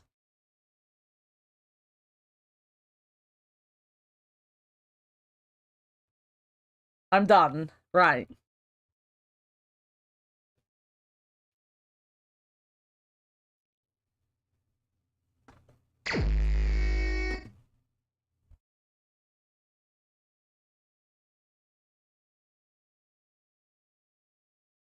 I wasn't. Oh my god.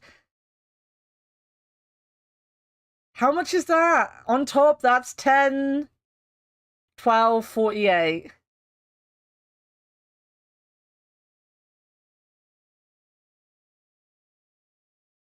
Oh, you wanted your 5k badge. Fair, fair, fair. Makes sense.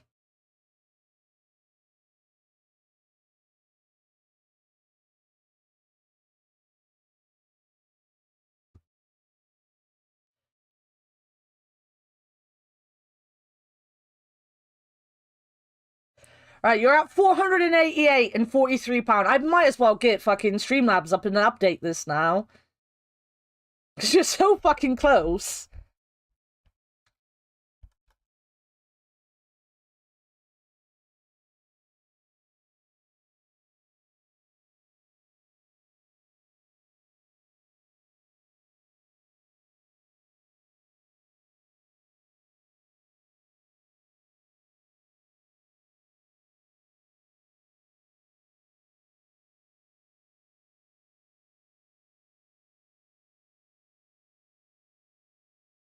Alright, where is this? Donation goal.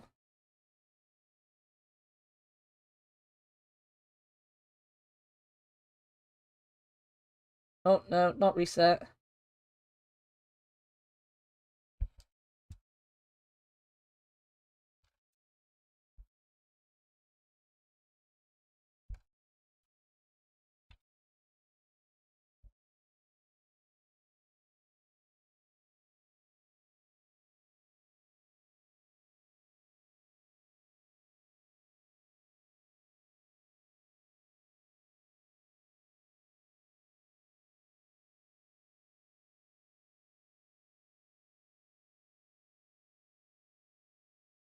Oh my god. Buttons.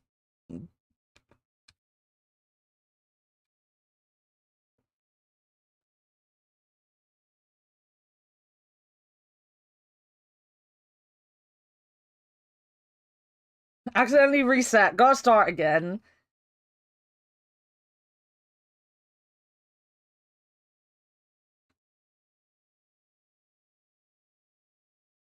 There we go.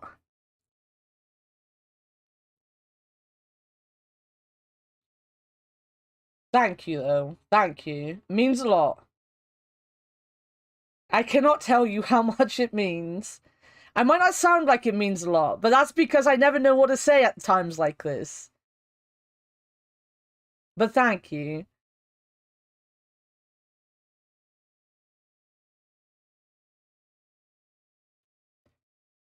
Right. Choo-choo MFers. Right, can we get back on with the game, please? Can we go back to the game?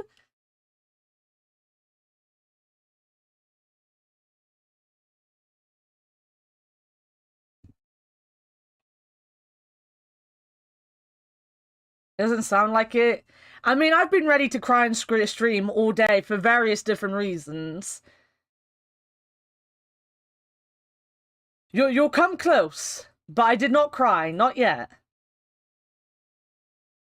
Oh, there was a game? What? A Psylocke?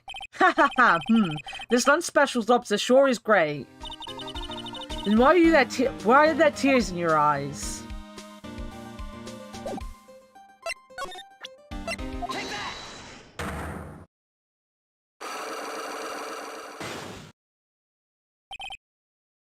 The radio. Alright, Detective Gumshoe, tell me the truth. What were you listening to? No way, pal. Not that you've made a big thing out of it. I'm not going to tell you. See about that, pal. Considering all the noise you were making while you were listening, it's pretty clear what kind of radio program it was. I'd say it was related to lottery tickets.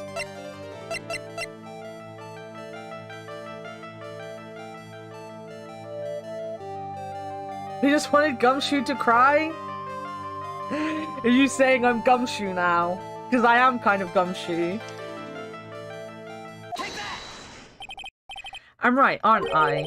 You were listening to the lottery results, weren't you? You thought you'd try to win big, just like Glenn Elg did. It's like you can see right through me. Huh? I've cracked him already? See, pal, that's why I said it was nothing.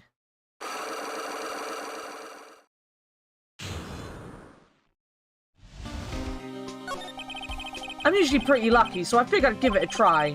With everyone in the lottery. So, how did it go? I won 50 cents. It'd be better to win nothing at all than half a lousy buck. I was so mad. Yeah, I know the feeling. I bought the same kind of ticket as Mr. Elk, see? And they've got this special radio show where they announce the winning numbers. They even do the drawings live on the air. It's intense, pal. I bet that's what Mr. Elk was listening to on the day he was killed. Yeah, what time is it now? It's just after 1:30. You know, the lottery results always broadcast at the same time. Yeah. Look, I got this flyer when I bought the ticket. Millionaire Radio, that sounds cool. I want to try it, Nick. Then buy a ticket, Maya, with your own money. Can I present him? We want to know about him, right? But I have to try to remember what we're doing. You sidetracked me so much. This guy was a real programming genius. They called him the walking computer at the place where he worked. What happens when he crashes, though? Does he just stop moving all of a sudden? He wasn't literally a computer, Maya. Anyway, there's nothing between Maggie and the victim. Yeah, that's what we found out yesterday, too. Hey, Detective Gumshoe, don't you have any information that's a bit more fun? But fun? Oh, I know. So, have you paid a visit to where Mr. Elk worked yet? You know, you might as well. His workplace, where's that? A computer firm called Blue Screens Inc. or something like that. I love you guys too. Thank you so much, everyone. Sounds like a real stable company. This could be fun, Nick. Let's go. Computers aren't really my thing, Maya. We'll be fine. I know all about this high-tech stuff. I wonder about that. It's just around the corner from this joint. You should take a look. A computer firm called Blue Screens Inc., huh? Right. That's what I'm doing. Is the old man still here? I don't see any sign of Mr. Kudo, do you? Maybe he went to buy another ton of bird seeds. I was kind of hoping he wouldn't be here anyway, at least not for now. Besides, any more seeds today and I'm liable to turn into a real phoenix. This is still here, though. Hey, check this out. I wouldn't get too close to that if I were you, otherwise you might be in for a shock. My phony must be lurking someplace nearby. Just imagine, a tiger loose in the city. Meanwhile, the real phoenix is like an abandoned chick lost in a vast urban jungle. Huh? Don't worry, someday you'll grow up and become a ferocious tiger too. Don't lose hope. Why is she trying to pep talk me into becoming my phony? True. Hey, look, pigeons. Yeah, and heaps of them too. Did you know that pigeons are... she's already said that. Much love, folks. I'm just a cat. You are just a cat, but you're the best cat.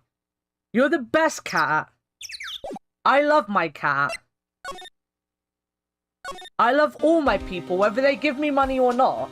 I just love having you all here. You're all amazing.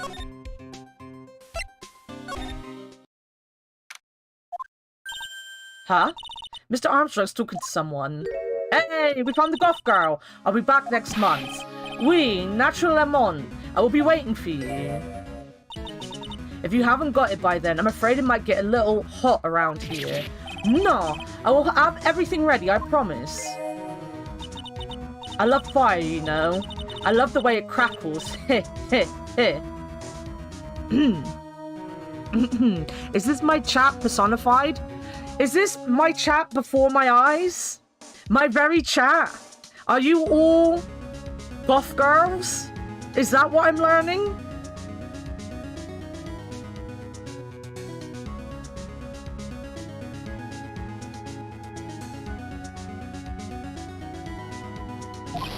No, stop it, I beg you. Then don't let me down. I'll be watching you. But no, this is not necessary. You can trust me, mademoiselle.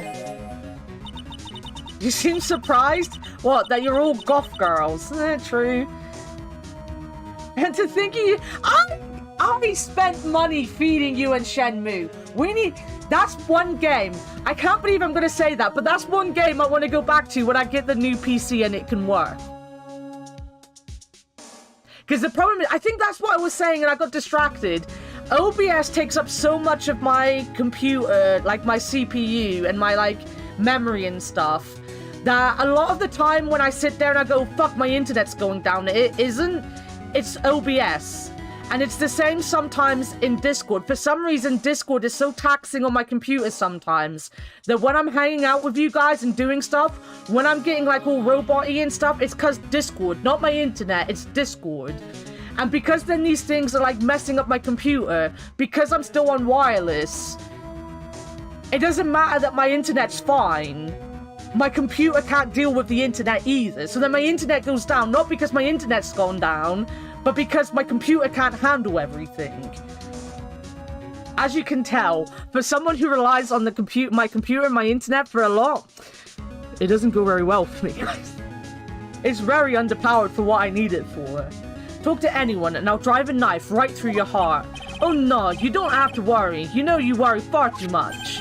Maybe this will help you relax. It's the oil of sandalwood.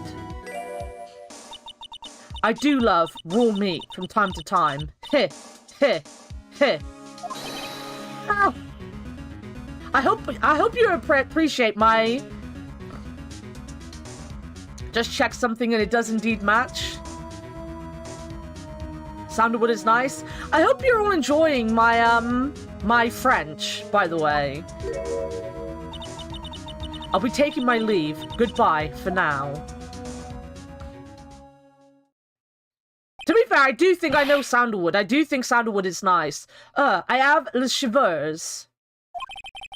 I must rub some of my oil all over my body before it becomes the nervous wreck. Zia, oui, that feels good. Ooh la la, excuse-moi, monsieur. But my eyes. Your eyes? If you have trouble with your eyes, you need this, the oil of sandalwood. Isn't this just the leftovers of what you were just using? A good for anxiety? Interesting. I should get a scented candle. I've had scented candles. I literally have a bunch of lighters in my, Oh, I didn't mean to do that. In my drawer, because I used to have a load of scented candles, and then I just never replaced them. I guess because I stopped work. I used to get my scented candles at work. It won't make sense when you think about it. Don't put them in your eyes. You're not the boss of me. I'm going to do an Asuna now, and I'm going to stick it in my eyes just because. Can I read your diary again? Now this is one large mirror. But this is where he makes himself look pretty. It's a book on the dresser. Clarence Armstrong's bedtime literature. No, it's just gonna be the same one. The two of them, like actors from a film. The coffee still undrunk. Sweet nothings over too soon on that sad Sunday morning. The foolish cocktail so delicious. Takes the last sip of your tea, and I know what I will do. I must lie to you. I must.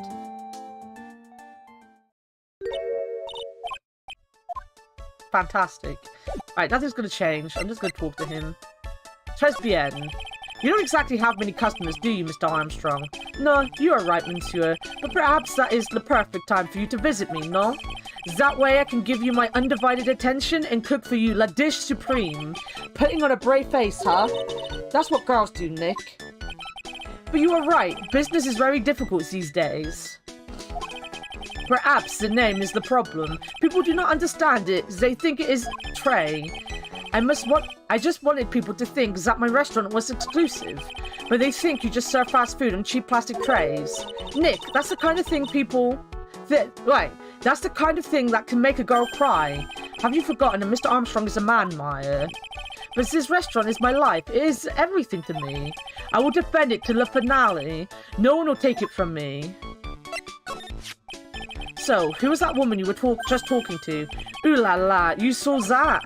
Oh, well, yeah, sorry. So, who was she? She looks so polite and graceful. Polite? Graceful? And she likes raw meat and fires, right? Maya! What is going on? Maya, please! Please! What is wrong with her?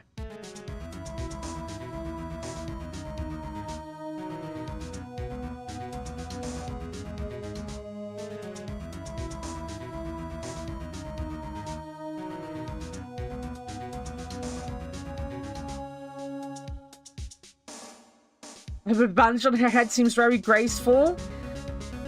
She likes raw meat and she likes fires. That makes her super graceful and super polite. And Maya likes fires too. True. She does like a good fire, that girl. I'll be back next month. Oui, naturellement. I will be waiting for you. If you haven't got it by then, I'm afraid it might get a little hot around here. No, I will have everything ready, I promise. Now that I think about it, hey, Maya, I think it's pretty clear what kind of conversation they were having. You think so? Well then, let's show them that piece of evidence and see what happens. What piece of evidence? Is it still about the loans? So long as that paper exists, I am but a delightful angel with the broken wings. An angel, huh? Doesn't bode well when you think about it. Oui, they keep harassing me month after month. In the end, I had to give in. I agreed to help them. Help them? With what? Mas bien, sir. If I did not owe them the money, I would have refused, but my hands were tied. Please, what did you agree to help them with? No, I cannot say. If I tell you that woman, she will slice me up and eat me with the salad garnish. I hope he doesn't mean that you'll literally be sliced up and served with garnish. I'm gonna guess that woman has something to do with your loan contract. Am I right? Ah! Please, Mr. Armstrong, tell us about that woman.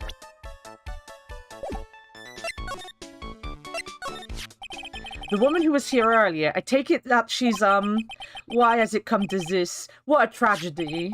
Suddenly, I find myself so deep in the debt. It is a sign of the bad world we live in. No, I'd say it's more of a sign of the bad culinary skills. The woman who was here, she's a scary woman. She is from the loan office. Loan office? Is that where you borrowed $500,000 from? Oui, tender lender is called. Catchy name. Just hearing it makes me want to borrow some money. Please, you must not borrow from them. If you must, no more than $10. $10? Sounds like your whole monthly stipend, Maya. Hey, I get a bit more than that, thank you very much. So tender lender is the loan office you borrowed $500,000 from, huh? I wonder if they got anything to do with this case. This just happened, game. I'm a weak woman. When I am upset, I have to buy something nice to cheer me up. Thanks to him loaning me the money, I have to pay back $500,000 now. I am like a slave. I have to do everything that he tells me. Who's this he? The tiger. The tiger? Oui, he is the manager of the tender lender, a terrifying man, the big city mobster. When he shouts at me, my knees are trembling and his voice is ringing in my ears for 3 days. As soon as I hear the noise of the battered old scooter he rides, I start to cry. A big city mobster who rides a battered old scooter? Does this guy resemble me by any chance? Oh, no. This man has a presence, a most formidable personality. Although, oui, he does have the spiky hair just like you. Oui, there is a resemblance there, I suppose. Sounds like this loan office is worth checking out after all. If you want to visit the tender lender, it is just beyond Vitamin Square. Hey, Nick. If you need money, I can loan you some, as long as it's less than $3. Thanks for the offer. Just beyond Vitamin Square. Huh? As long as it's just, you know, like, $2.99, we're fine. Tony the Tiger. Oh my god, no, I can't. Okay, fictional.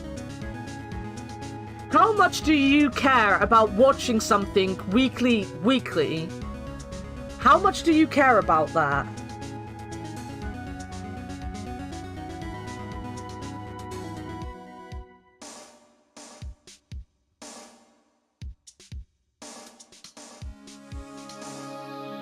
I'm asking you. You enjoy it, but I don't need to? I kind of want to show you the new Inside number 9. I know I was like, we'll wait until the end of until all 6 episodes are aired, and then we'll watch it. But I kind of want to make you watch it. I'm gonna make you watch it. Everyone's gonna watch Inside number 9 tonight. You're gonna do it weekly from now on. Every Saturday, we'll watch an episode of Inside number 9.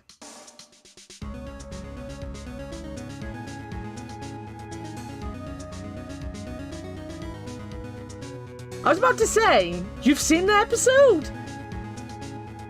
To be fair, Dogma, it's an anthology season, so you don't have to have watched anything. Every episode is its own unique story, so it doesn't matter that you haven't seen anything of it before. It's its own unique thing. Oh, what? Wait a minute. Give me a second. I've just realized the Formula 1 would have been earlier. I want to have a look at the, results. Just give me a second.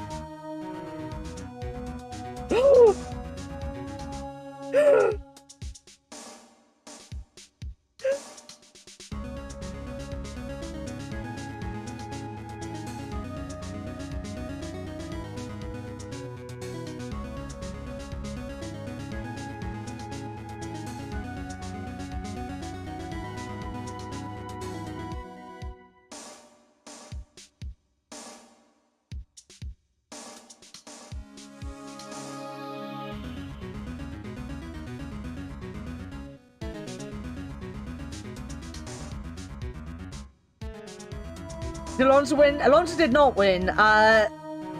Sergio won. Checo won. How did Carlos place? He was in 5th, which isn't bad. So it was Perez, Leclerc, Verstappen, Russell, Sainz, then Alonso.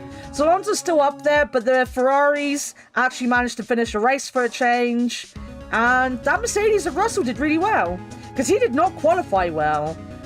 So the race is a little bit down, a little bit different at the minute. They did get qualifying on Friday for the main race, and I think